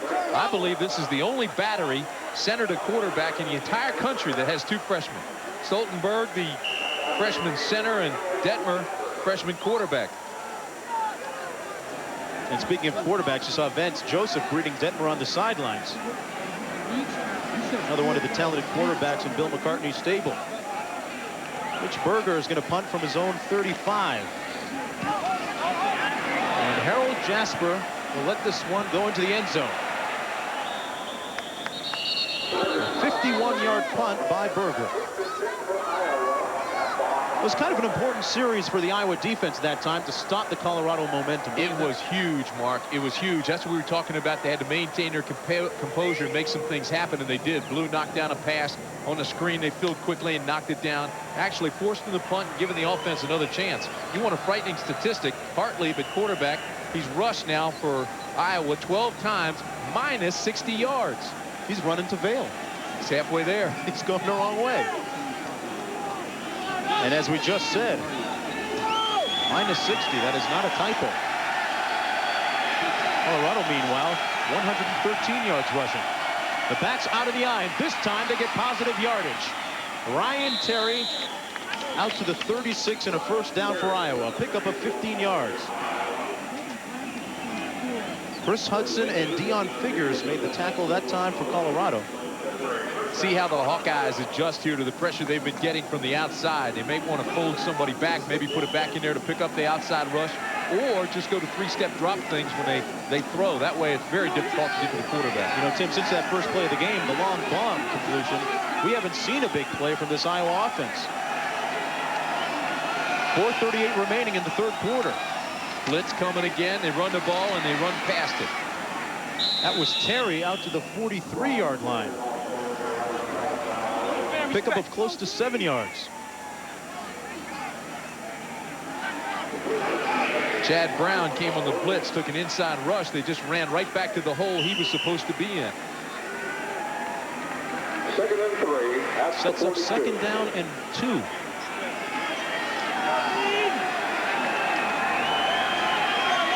Danon Hughes lines up in the slot. Hughes, their big play guy, has been held in check this afternoon. The toss to Terry.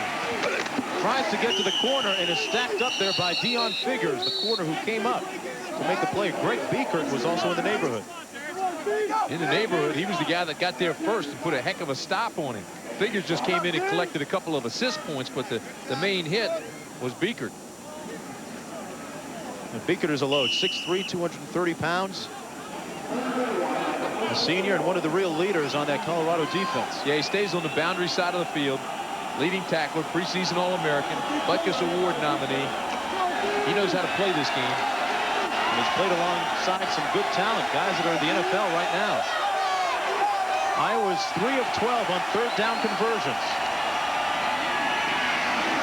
That's Terry and a 1st down. I can tell you something. I was lucky to get that 1st down, too, because it was a long developing play. Took a long time to get it off. As a matter of fact, Hartlieb even looked like he was a little bit confused when he turned. Regardless, they move the sticks. Harold Jasper, the wide receiver, comes back in. 2:56 remaining in the third quarter. Backside of the eye, slot right. Hughes in motion. Terry getting a load of work. And he's tackled from behind by John Katosic. Good pursuit that time by Katosic. Next Saturday, ABC's College Football kicks off a special early time. 12 noon Eastern, 9 a.m. Pacific. With a doubleheader you won't want to miss. It all begins with the game of the year. Number 3 ranked Florida State heads south from Tallahassee to take on the country's number 1 team, Miami. Then USC against Washington, or Iowa, who takes on Michigan. Watching this Iowa offense here, you know, Terry's carried the ball all 5 plays in this drive.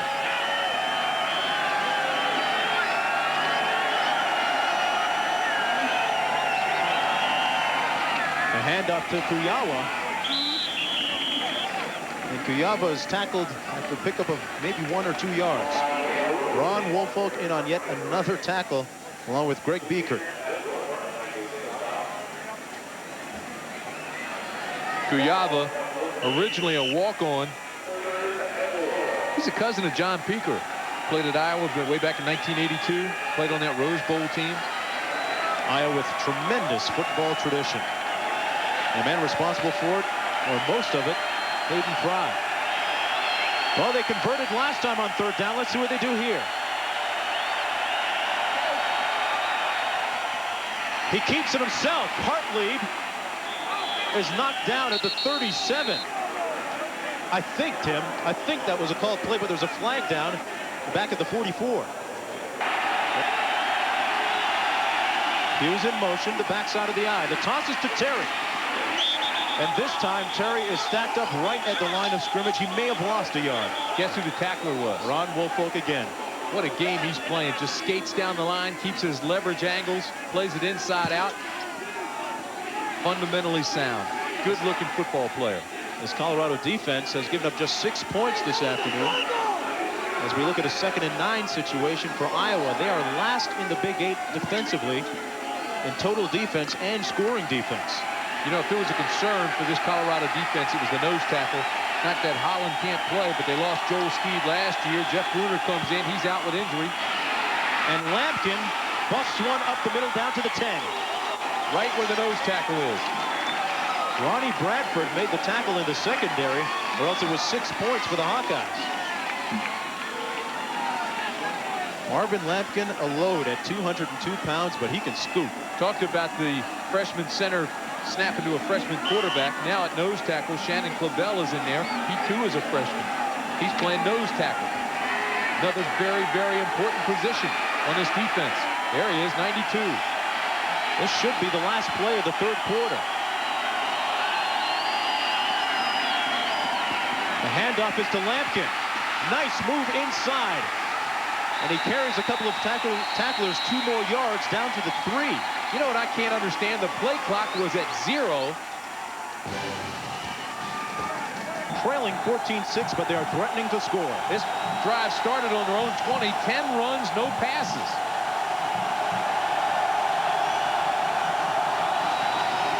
Hartley keeps it. And the quarterback gets into the end zone. He made 2 big plays in this drive, both times keeping it, and then readjusting his running lanes and route to find out against the pursuit and aggressiveness of the defense and find the lane. Hartley, Tim, showing us a new wrinkle today, that he's a mobile quarterback. Well, I heard you were dogging him for his 12 carries minus 60 yards, wanted to make up for it. Hartley improving his statistics after that touchdown run, and Iowa, I'd go for going for 2. Yeah, they are. Danon Hughes can't make his mind up whether he wants in or out of the ball game, and now he comes in, and Montgomery comes out. Hughes is split wide to the right. Play action. No shot. Incomplete.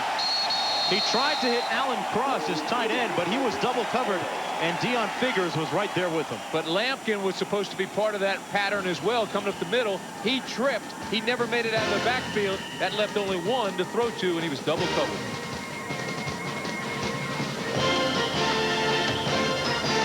It's a bit bigger than Hale. Got that John Daly look, huh? Big whopper. Please.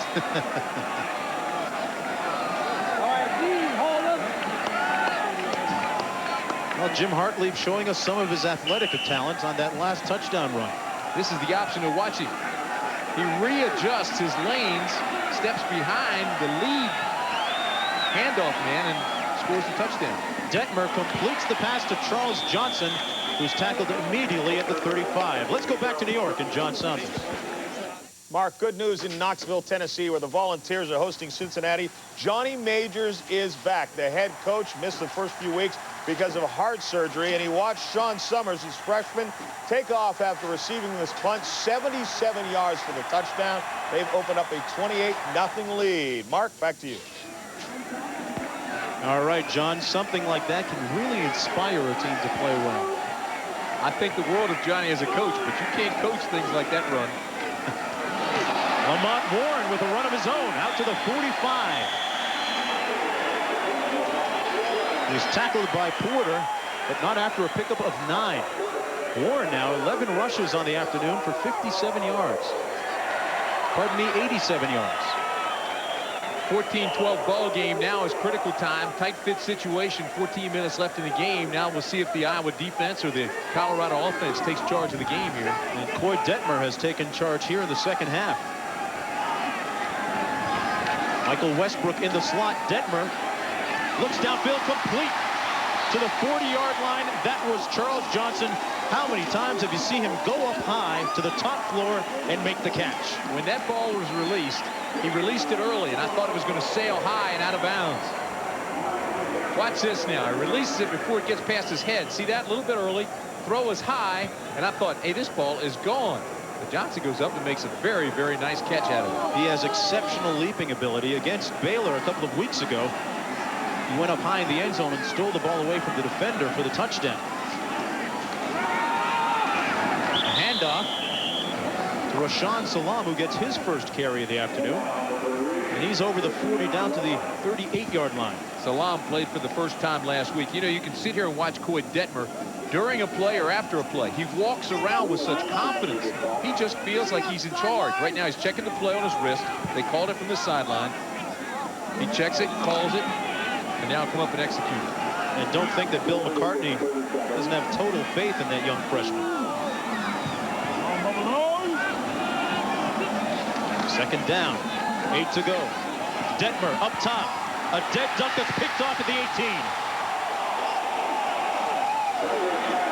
Marquise Porter with the interception for Iowa. Now, we just bragged on him, and that was a terrible looking pass. I didn't know what he was looking at. Tim, maybe some miscommunication among the routes? Well, that certainly is possible with a young quarterback, but I mean, it's not even well thrown. Now watch Detmer. There's backside pressure. He feels that. He releases it early. He takes a pretty good lick by Diaco. Diaco's just a freshman, too. Type A. Wild man. Living where those buses don't run. Bobby Diaco. But having a fine afternoon today. Man in motion, backside of the eye. The give is the Lampkin, who's out to the 25-yard line. We have 12:45 remaining in the ball game, and Iowa trails by 2. Leonard Renfro made the tackle on Lampkin. Well, it was cardiac time last week for Colorado when Minnesota missed a last-minute field goal, which gave Colorado the 1-point victory. Colorado 3-0, wins over Colorado State, Baylor, and Minnesota. Iowa Hawkeyes just 1-2, lost to NC State, Miami, both ranked. Second down and 4. Figures matched up on Danon Hughes. And that's who Hartley looks for. Incomplete to Danon Hughes. Those two were battling right from the beginning on that play. They have all day. They've been bumping and grinding, pushing and shoving, talking to each other. Two fine athletes. They know it, respect each other. They still aren't going to cut each other slack. Watch how close they are right here. Now, they're throwing to an area, but these guys are side by side in each other's hip pockets. Tell you what, he still almost had that ball. Hughes laid out, had it on his fingertips. There's a guy that's already signed his contract with the Milwaukee Brewers, played in the minor leagues this past spring, or this summer anyway. Third down and 5 on the option. And Hartlieb is brought down to the 24 that time by Shannon Clavell. Now, if I'm playing defense for Colorado, they run that option at me. I've got a pretty good indication of what's going to happen now because they've run it 4 times today, and Hartlieb has yet to pitch it. That's the first time that they've actually stopped it, too. See, he's got to read this guy. The guy actually committed to him, so get it out there and pitch it and let the running back get around the corner. Here's Fisher's punt. It's a nice high one back to the 30 where Figures fields it. Figures cuts it up, is over the 35 out to the 37-yard line. A 45-yard punt by Fisher and a 6-yard return. This is a gorgeous place, University of Colorado. As we go to break, let's take a look.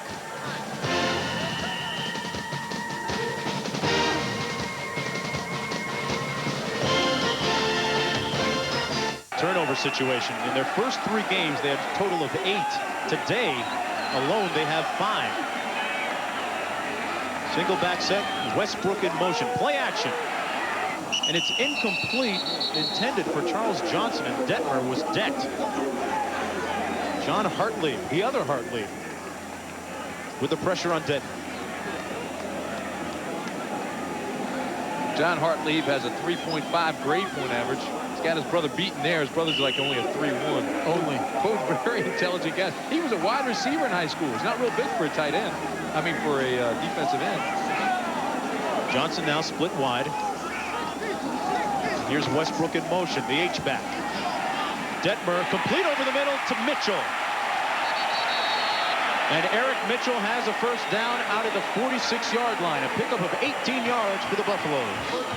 Patience by the freshman. He threw an interception his last time out. He looks at Westbrook. He's covered. Waits. And then, once he clears, he goes to Mitchell inside. The clock is running with 11:15 to play in the ball game. Colorado has really opened its offense. It had to, I guess, in recent years. If it had any intentions of winning a national title, and they did in 1990. It's the wave of the 90s. The pass, and this is the run. Lamont Warren. Now the ball was down. The ground can't cause a fumble. He was down before the ball popped loose. Warren got over the 40 down to the 38. Warren now, after that pickup of 8, has 12 carries for 95 yards. They pass and they come back with a run. Here Warren cuts it up. Now watch, he will definitely be down before this ball is loose. Boom, right there. The ground knocks it out. See that? I'm telling you, this has been a physical football game. Look at this. Everybody's hurt. Even that official's got his leg taped up. Everybody's hurt today. Get him in the training room. Send him back out there. This is James Hill, who may have been lucky to get back to the line of scrimmage. Started my day in that training room. Yeah, bat back and all. Everybody making visits in there today. Getting a deep thigh bruise or a hamstring pull or something. It's tough running down those sidelines, huh? Well, Monday, it's the Raiders against the Chiefs. Monday Night Football beginning at 9 Eastern Time right here on ABC. Just under 10 minutes to play. Bill McCartney, his team looking to go 4-0 on the season. Lamont Warren. And Tim, you know what? I think the difference here in the second half, besides Detmer, has been the running game of Colorado. They've cranked it up. And that translates into the power push of the offensive line. West, Ivy, Moore, Stoltenberg, Hanson, those guys have really been firing off. Here's Diaco again making a tackle. He's been all over the field. Just a freshman. Look at him. First, he's going to take on the guard. Gets held, fights off that, and then gets over and makes the tackle on Warren. He's a good-looking player. High school All-American at linebacker. And taking advantage of the injury situation, getting some playing time this afternoon. Detmer, a little happy feet in the pocket, and he goes down to the 32. Never really seemed to set up. John Hartlieb brought him down.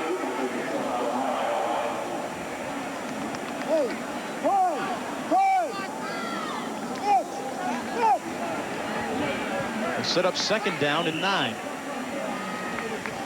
Michael Westbrook has been conspicuously silent this afternoon. He left the team last year for academic reasons, and I'll tell you more about that story after this play.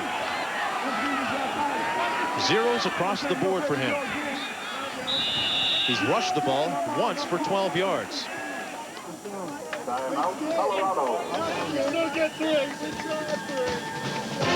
The Planet Orc. How many of you recognize this place? Orc and Mindy's old joint, huh? Not for sale. Yeah, but it was sinful watching you up the door and asking if Mindy was at home. Complete down to the 20. Michael Westbrook is going to take it in the house for the touchdown.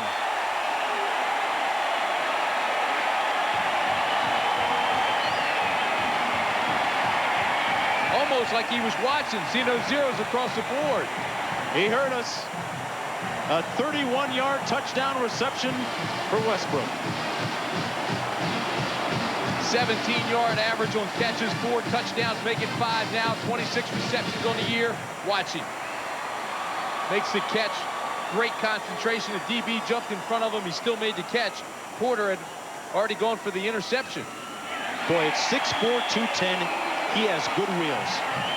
Water with the extra point, and it's 21-12 for Colorado. Tell us your story. Well, you know, we started saying how he left the team for academic reasons last year. And part of his daily regimen of discipline to get him back in good graces with the coaches included waking up at 5 in the morning with Les Steckel, the offensive coordinator, and running the stadium stairs. Now, if that won't motivate you, nothing else will. Les Steckel actually turned that kid's life around. Did a great job with him. He looks at Michael Westbrook almost like a son. Really turned his life around. Gave him some direction. He's a great student. He's a good kid, congenial kid. Loves it out here at Colorado. Loves the people. Works hard. And the Colorado cheerleaders doing push-ups, 1 for each point. You know, we mentioned Les Steckel. Now, there is a guy that has been terrific for this program. He's the offensive coordinator. He was here way back in '72 to start his career and then came back 2 years ago. He's worked diligently on this new offense with Bill McCartney. Actually, McCartney put it in 10 days before a bowl game. That takes a lot of bravado, for lack of a better term. Well, you know, I think it started a couple of years ago in the Orange Bowl against Notre Dame. They were going after a national championship, and Notre Dame got them. And it was all said then, Colorado cannot win a national championship unless they learn how to pass. And they've done that. They've changed their offense. Well, Tim, we had an injured player down on the field. It's Carlos James, who's now up and looks all right. Back to what you were saying, you know, Coach Bill McCartney changes offenses like we change our socks. When he first came here, it was the wishbone, then he switched to the eye bone, and now this balanced passing attack. And he does a good job on the sidelines, too. I mean, these are two of the best coaches you'll see in the football right here, McCartney and Hayden Fry. That was a well-spent timeout they just took. Took the timeout, called everybody over, set the play, set the offense, and executed it perfectly and scored a touchdown. And called the right play. And Bill McCartney was adamant yesterday, telling us, hey, he's going to stay with it. This is not just a passing fancy. The pass has come to the Big 8, especially to Colorado, in a big way. It's fancy passing. It sure is, partner. Mitch Berger will kick it off from the 35. Danon Hughes is back deep along with Harold Jasper for Iowa. Still plenty of time remaining. It's 21-12 with 8:47 to go. And Berger with another big boot through the end zone. And Mitch Berger's interesting, too, from British Columbia, Canada. His mother and father are down for the game. And he's also got some friends that have driven 31 hours. Count it, 31, to come and watch him. Comes from your neighborhood. North of the border. That's a long trek to watch a guy kick 4 or 5 times a day. But it's worth it coming to Boulder, Colorado.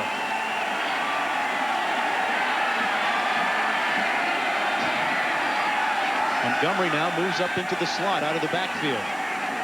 1st and 10. Hartley. Ron Woolfolk once again. The 7th sack for this Colorado defense. He's got 3 of them. He just keeps going and going and going. I tell you, Tim, he's taken up residence, built a house actually in that backfield for Iowa today. 6'4", 235-pound junior. Those 7 sacks have added up to 69 yards worth of losses for Iowa.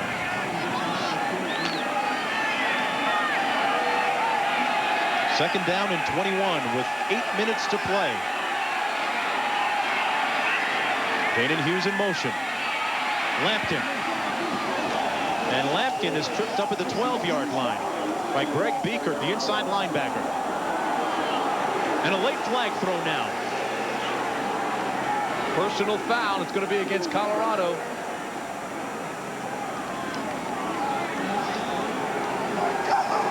That's exactly what it is. Popped off to the official, got right in his face, said something to him, and immediately the flag came out of the pocket. And of course, it was last year that they began this movement to cut down on the taunting and showboating. Yeah, but especially to an official. Dead ball foul. Personal foul on the defense. First down. Hey, you don't have to be a Phi Beta Kappa to know you don't yell at those guys in striped shirts. No, you're barking up the wrong tree if you try that stuff.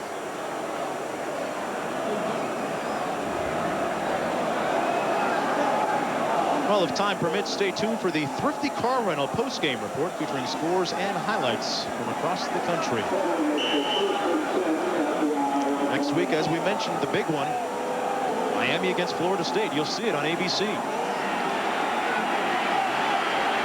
The earthquake, Marcellus Elder taking his stance. Over the middle, complete to Danon Huyus at the 39. A pickup of 10. It's about 2 or 3 yards short, though, of the first down. Hartlieb did a nice job there. He wanted to go to Lampkin, but Woolfolk picked Lampkin out of the backfield, picked him up, stayed with him, took the pass away. Hartlieb just checked off and went back to Hughes. And now they say that he did get the first down, and they moved the chains. The clock is also moving. Hughes today just 2 receptions for a total of 26 yards. And Dion Figures is right on it. Lampkin over the 40 to the 41. Ted Johnson made the tackle for Colorado. Picked up on the play by Johnson at the 41. So when do you think Miami starts to look for the panic button there? 7-2 in the third quarter. And no panic in Ann Arbor for Michigan. Houston last week with a big win over Illinois. The defense played well. Second down and 7. Hartlieb eludes one tackler. A flag down as Hartlieb runs out of bounds at the 43. He's pushed out by the D train, Dwayne Davis. And there's a flag down at the 46.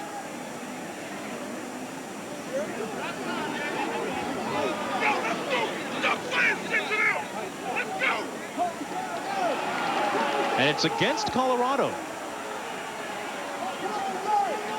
Boy, Iowa's getting the benefit of a few penalties on this drive. Boy, Eric Zeier is really something special down in Athens, Georgia. He is. I tell you, there's a sophomore. On the defense. Penalty is administered from the end of the run. First down. NC State gets Carolina, but that Eric Zeier is as good as you'll find in the country. What about Kansas losing against California back on Thursday evening? You know, Glenn Mason has done an outstanding job, and I really think that Kansas will beat either Colorado, Nebraska, or Oklahoma, one of the other so-called Big Three in this conference. The Big Eight has really become a lot more competitive.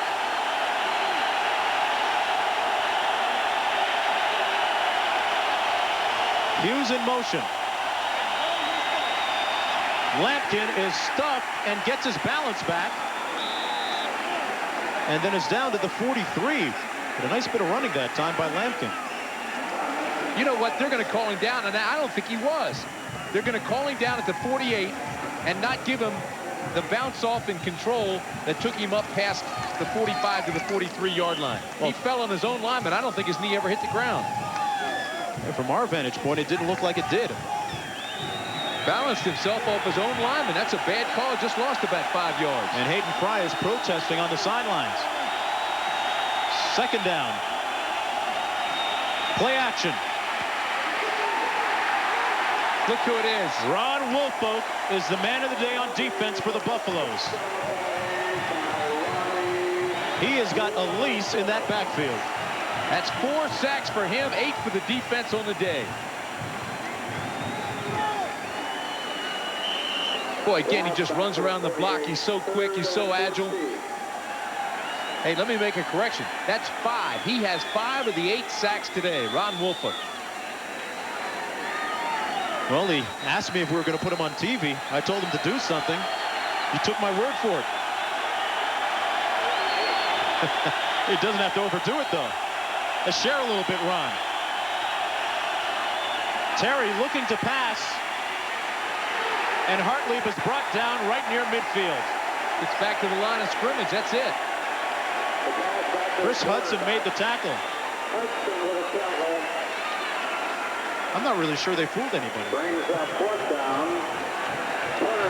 Well, they've got one guy that's just acting as a spy, staying with the quarterback wherever he goes. And here he comes, Hudson, the safety. Now here's the punt from Fisher. Biggers calling for the fair catch. He gets it at the 12-yard line. 4:30 remaining. It's 21-12. Led them to the victory. 21-12 is our score here. Records on both sides of the football. Wolford's 5 sacks tie a school record. This is Warren up the middle. And he hand walks his way over the 25 to the 26-yard line. John Hartlieb made the tackle. And Miami has just scored a touchdown, but, in a big but, they missed the 2-point conversion. They lead, though, 8-7. I heard a huge sigh of relief from Miami. It's probably Derek Erickson. Dennis Erickson, pardon me. First down and 10. Tricks right. Detmer going up top. And he's got a man. Touchdown, Charles Johnson.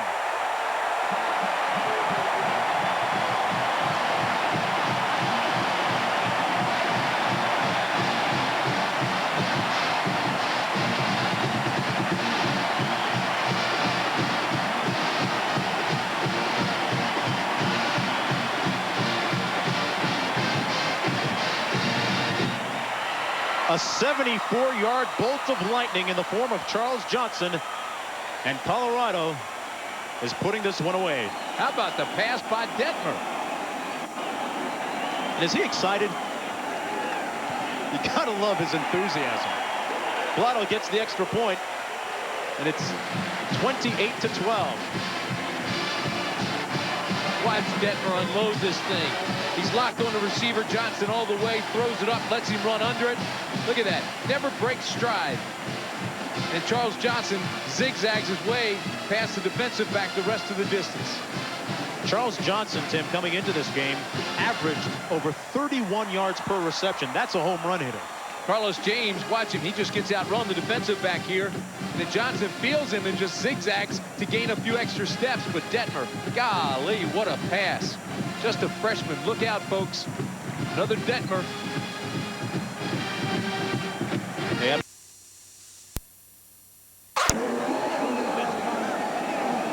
The majority have gone right through the end zone.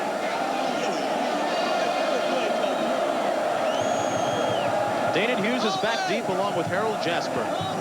Hughes has been held in check for most of the afternoon.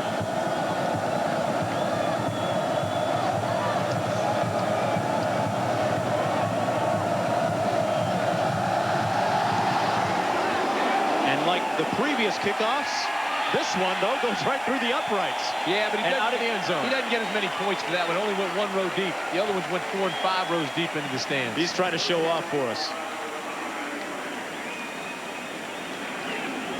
Well, next Saturday, a great 212-pound junior.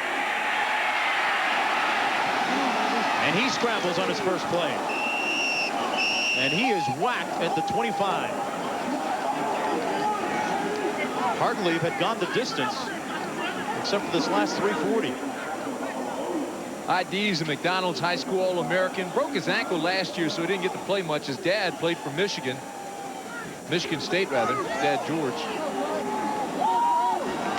And he loses the snap. And he was fortunate enough to have it bounce right back to him. It appears as though he lost his footing while he was dropping back from the center.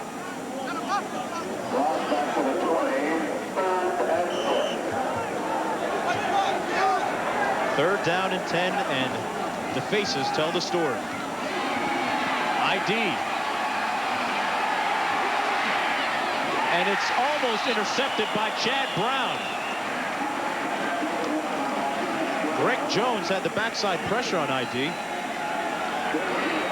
And Jones almost showed him his ID. Time to punt for Iowa. This Colorado defense has responded in the second half.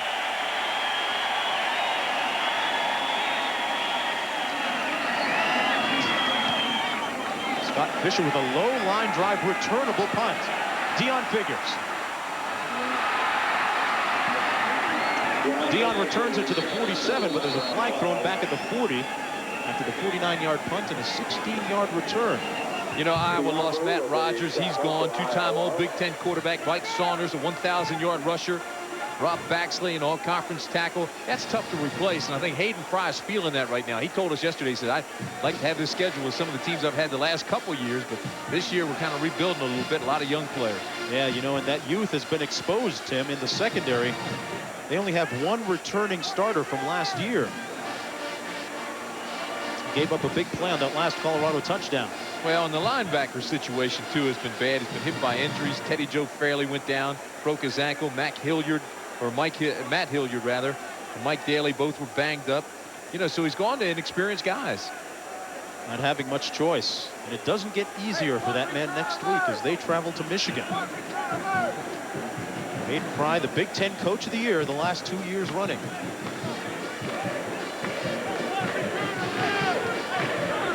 And the celebration has already begun in earnest here as the band strikes up here in Boulder, Colorado.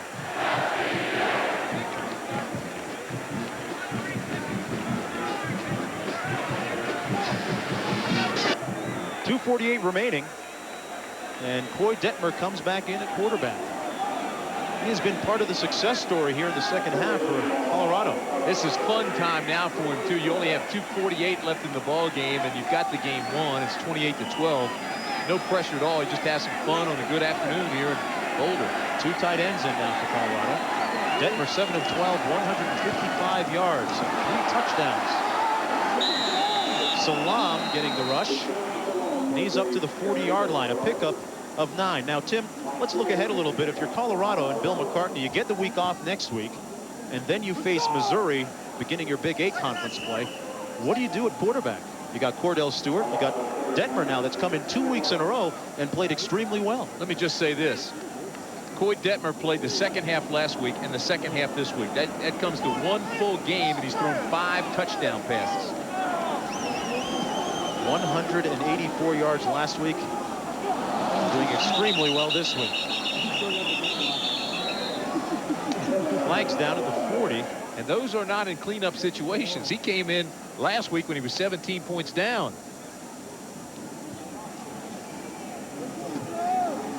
Just a freshman from Mission, Texas. Dead ball. Ball start on the offense. Second down. Boy, a lot of good quarterbacks coming out of Texas the last few years. Tommy Maddox, now with the Denver Broncos, formerly of UCLA. Ty Detmer, Coy Detmer. Charles Johnson now split wide to the bottom of your screen. Very wisely, the freshman sitting back watching the play clock. He's going to let that wind down as much as he can with 1:55 left in the game. Play clock is at 10. Yeah, see, the crowd wants him to run a play, but he's doing a very smart thing now. Now it's at 5. Go ahead and snap it. And this is Salam, who wants to get some. And he's going to get some, maybe. Rashaan Salam pushed out of bounds by Porter down at the 15-yard line, a pickup of 49 yards. I think by Detmer waiting for the play clock to come down, the Iowa team just kind of relaxed, like he wasn't going to run a play at all. Now they're relaxed, just hit the quick banger. He breaks through. There he goes past the line of scrimmage. The linebacker's into the secondary. It's a foot race. The guy can run. He runs a 4.40. The only guy that's going to get him is one of the safeties, or the corner in this case, who had the angle on him, coming from all the way on the other side of the field. Salam, 3 rushes for 61 yards, most of it coming on that last one. Detmer hands it off to Salam, who fumbles it. And he falls victim to the ABC jinx. That's the 6th turnover for Colorado in this football game. Now, as much as they feel joy in winning the game, 28-12 or whatever the final score is, McCartney has to be concerned with the 6 turnovers in this ball game. We'll be right back. I'm paid about.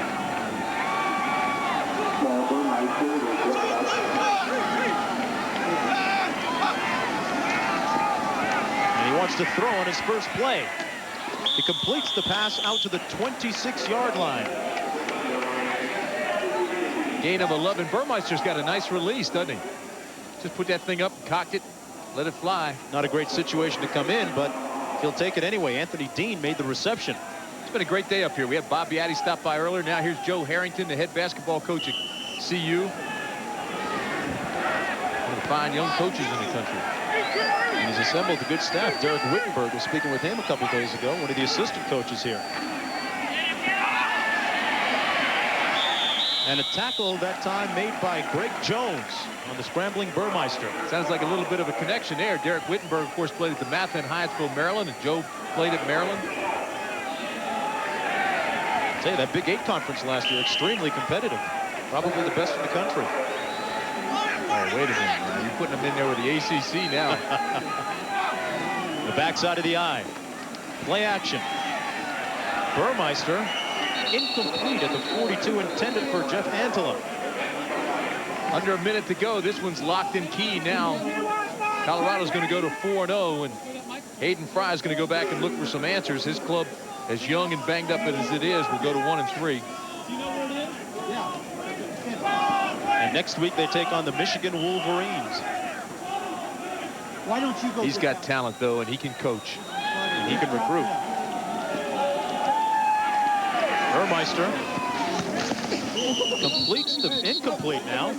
One official looked like he was going to call it complete at the 39. The other one waved him off. It was intended for Anthony Dean. Burmeister out there lobbying for the reception. Came all the way across Sophia to talk to the side judge. He hasn't exactly just knelt down. Wants to get a couple tosses in. Bill McCartney, his team, as mentioned, improving to 4-0. And Tim, this game is their last non-conference game. It almost really catapults them into the national championship picture if a few things happen. Came into the game ranked 10th in the nation. 47 seconds to play. The pass is incomplete.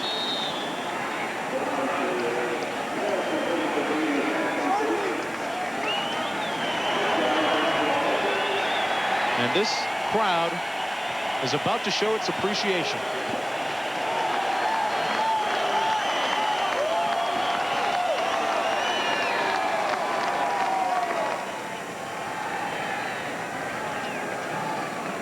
The story of the second half has been Coy Detmer. He came in for Cordell Stewart, who was noticeably rusty. Maybe hadn't recovered from that foot injury. But Detmer picked it up and put the ball in the end zone a few times. Boy, as strong as Detmer was, what a game Wolford played. I'm telling you, he was everywhere. The Motor City Hitman making some big hits today. That's a former basketball player. Played basketball here for the Buffaloes. Fantastic athlete. That was Salam, who fumbled it on his last carry.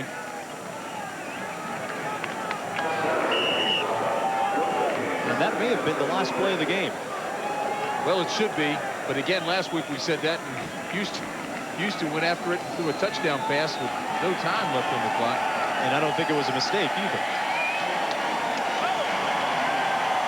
The Colorado Buffaloes improved to 4-0 on the season. And Bill McCartney found out exactly what he wanted to find out about his team.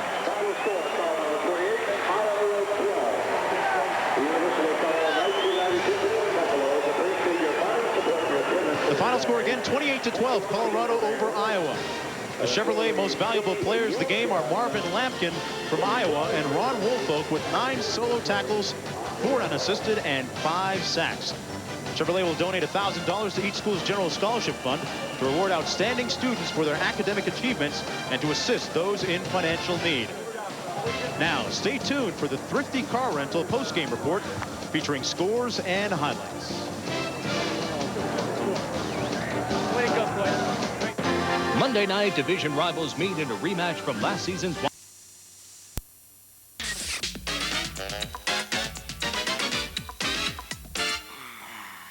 Zero cholesterol, rich and creamy. Mocha Mix, the cream of non-dairy creamers. Stand by for a smokin' short report.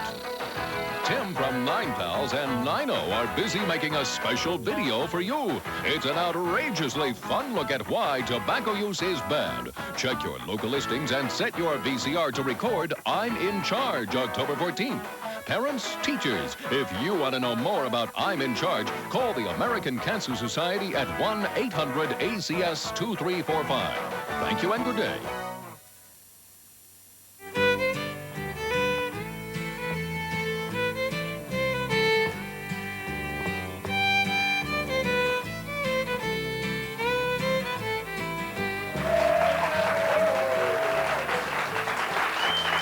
You know, country music is taking the country by storm, and with that comes Western wear. It used to be cowboy boots were just for jeans, but boy. Listen, I'll tell you what, no more. There. Cowboy boots are now worn with just about everything, and I do mean everything. Here were some perfect examples as our guest fashion coordinator. Please welcome Mindy Malone. Hi, Mindy. Mindy. This is, without question, my favorite fashion trend that has happened in forever. I love it. I love it. I'm so excited about it because it can go in so many different directions. You know, boots are no longer just work boots or riding boots. You don't have to only, you know, be working in them. You can now wear them as a fashion statement. And the boots that we're going to take a look at today are boots of the 90s. They're the new change, the new look, and they're wonderful. And it's fun because you can wear boots with leggings and short skirts and long skirts, and you don't really have to only wear them with jeans or when you're like out in the field. Yeah, Susan does wear them with everything. Sweatpants, you know, she's wearing boots. Nice. But you do. You wear them with just I about wear them with everything. Anything you have. Yeah, and they're comfortable. Well, let's they see get what so you've got. comfortable. Our boots today are from Larry Mahan, and they're very high quality boot. Oh, wow. They're all handmade, and our first model today is Brandy.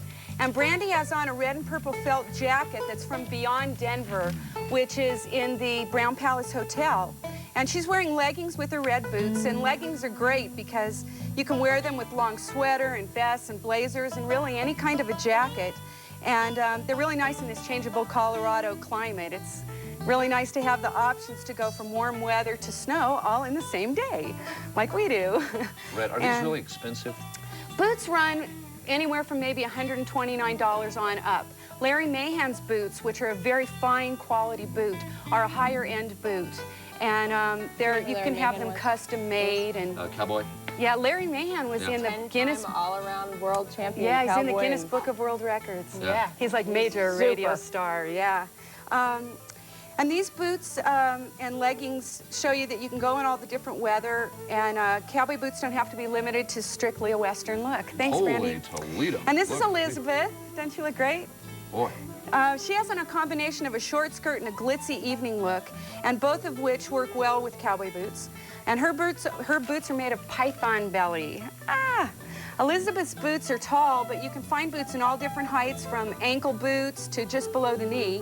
And with any boot, they're like an investment. It's really important to take good care of the leather and the skins. And there are all kinds of creams and sprays that you can get on the market that'll help protect your boots from water damage. Now, these are python boots, which is a really good quality. Yeah. And they are overlaid, or they're dyed, or how is this?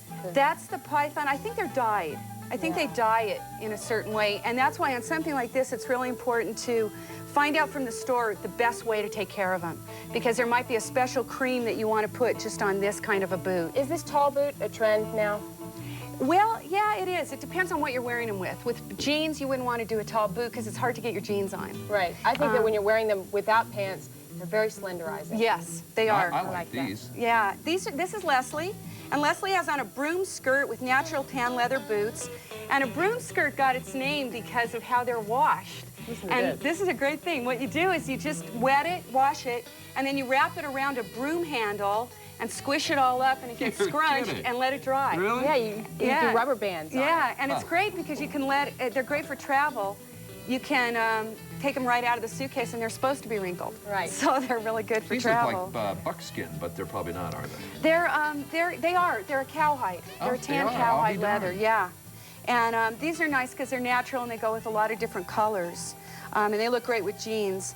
And something that's really nice, a nice trick for cowboy boots, is to get one of those plastic bags from the dry cleaners, and when you're trying the boots on, you can slip in and out of the boots. Really easy, real easy, and especially when they're new, if they're a little stiff, you can just slip in and out. And Great so idea. take your dry cleaning bag with you to the store. Yeah, this is great a idea. familiar modeling face on our show. And this is Tawny. Tawny's boots are a mustard color snake skin with black. And she has on a tapestry vest and shorts. And shorts are just a really hot look right now. They're being worn in the evening as well as during the day. And from what I've heard, a lot of the ladies at the Grizzly Rose and the Stampede are wearing shorts for dancing. And dancing's great with cowboy boots because they're so comfortable. Not a good look for guys, though. You know, guys, you don't want to wear shorts and boots. Just a fashion tip from me to you today. Huh? Yeah. Okay? But you look, this is a great look for It women. is. Yeah. And boots are so wonderful. Like Susan said, they become a second skin. I mean, they're like so great. They really, I would wear boots every day of my life, but I take so much flack for them. Yeah. But I don't care anymore. I'm just going to wear them. That's a great look. What do you guys think? You like this pair? This is a great pair. Now, I want to ask you, because I know that in the boot stores, they show, they like them a lot. What a great look. I want to know if the pointed toes are as fashionable as the square toes, or is there really is that a big fashion difference? My personal preference is a pointy toe. Yeah. I think pointy toes are cooler. Yeah. Yeah, I do. I think a square toe is more masculine looking. They might, you know, and it's a different kind of a thing. Today our models are from Donna Baldwin Talent Agency. Our clothes are from Beyond Denver, which is at the Brown Palace Hotel. And our boots, our wonderful, beautiful boots, are from Larry Mahan. All pointy toes, we'd like to point out. Mindy, toes, thank pointy you. toes. Pointy toes. Thank you, Mindy. Thank you, ladies. Nice job. Well done. Thank you. They're a crowd favorite. We'll be right back. Don't go away. Thanks.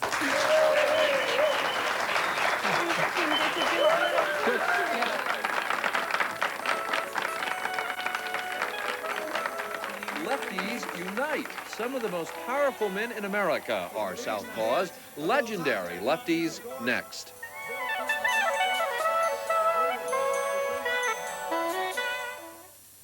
Denver Technical College gives employers a guarantee.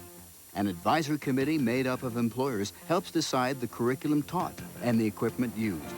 Graduates get workable skills that transfer into real-world jobs.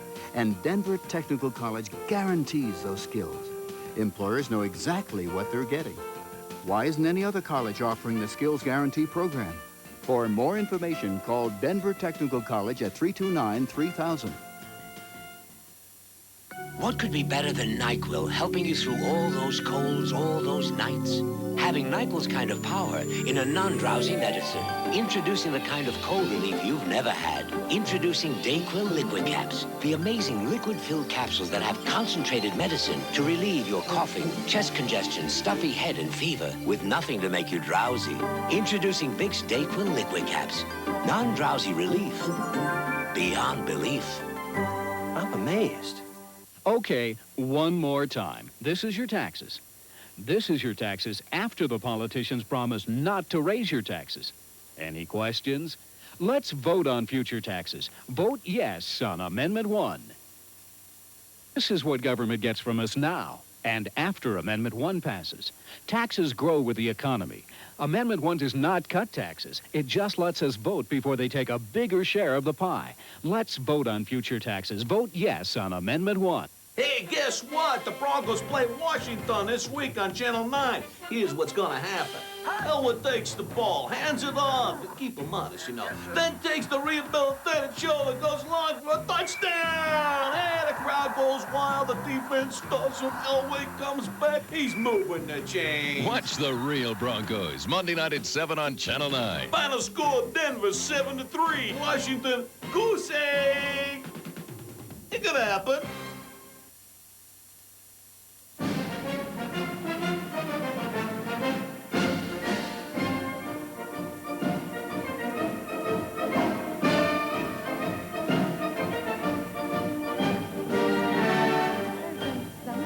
Now, what do all of those guys have in common? Well, besides they're the all fact the that presidential candidates. They're political candidates. Are you right-handed or left-handed? I'm right-handed. I know very few left-handers. I don't either. And it's funny because you can always tell by someone's handwriting if Yeah. they're left-handed because it kind of goes the other way. It's inverted, kind of backwards. Yeah. Facts are, we live in a right-handed world. More people do write with their right hand, and almost everything is made, in fact, for right-handed people. Machines, tools, the works. But as everyone knows, not everybody is right-handed, and for some people, the world around them seems a little backwards. Tim Chernow talked with a group of 4th grade lefties to find out what it's like to be left-handed in a right-handed world. I tell you what, the wisdom of 4th graders. Are you a lefty, too? No, I'm not. Patty's lefty. Oh, is she? Executive Patty producer of Good yeah. Afternoon Colorado, Patty Dennis is left-handed. Well, that explains a lot. That explains a lot. They're also tyrants, all those left-handed people.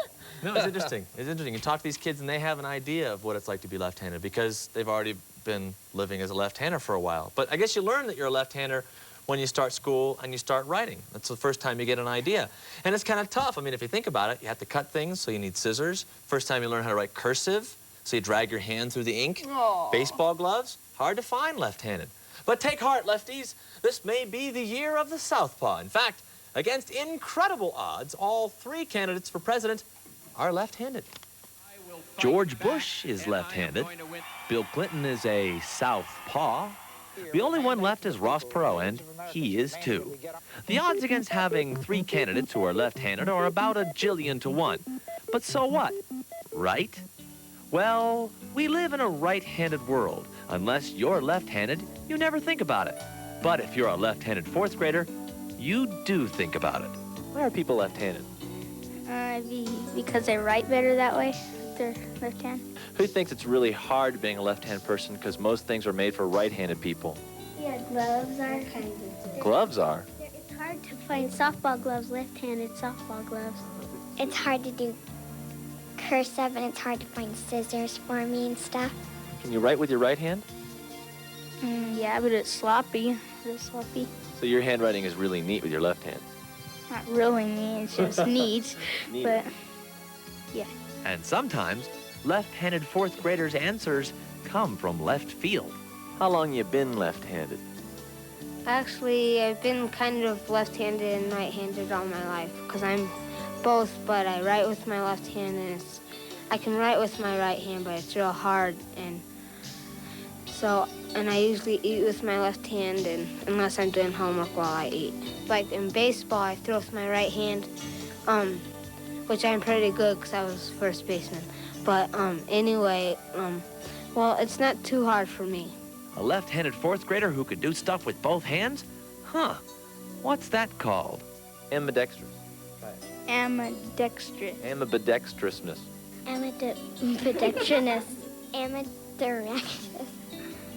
No, your turn. Ambidextrous. It's tough being a left-handed 4th grader. Put your hand in the air. Okay, hold them. Wait, you switched. People call you names. Why? I'm too embarrassed. Oh, come on. It's Magoo. But still, left-handed 4th graders seem to have the right attitude. I usually draw good with my left hand. I'm not saying that right hands can't draw good because I have a couple friends that draw with my right, but it doesn't matter which hand that you use because it's just the same unless you're used to one special kind of hand. I like right-handed and left-handed people. If you were going to tell the whole world something about left-handed people, what would you tell them? It's that it's different to be a left-handed person because all the things are made for right-handed people, mostly. Well, maybe when the laws of the land are written with a left hand, all that will change. They're the best group of 4th grade left-handers I've ever met in my entire life. And thanks for answering my questions and telling me what it's like to be a left-hander. I love those kids. They were great. And they're so smart. Yeah. Kids are so smart, just in general. I said to them, I said, who's smarter, left-handed or right-handed people? And of course they said, left-handed people. So. Great story. Thanks, Tim. Tim Chernow, everybody. Nice job. We're coming right back. Don't go away.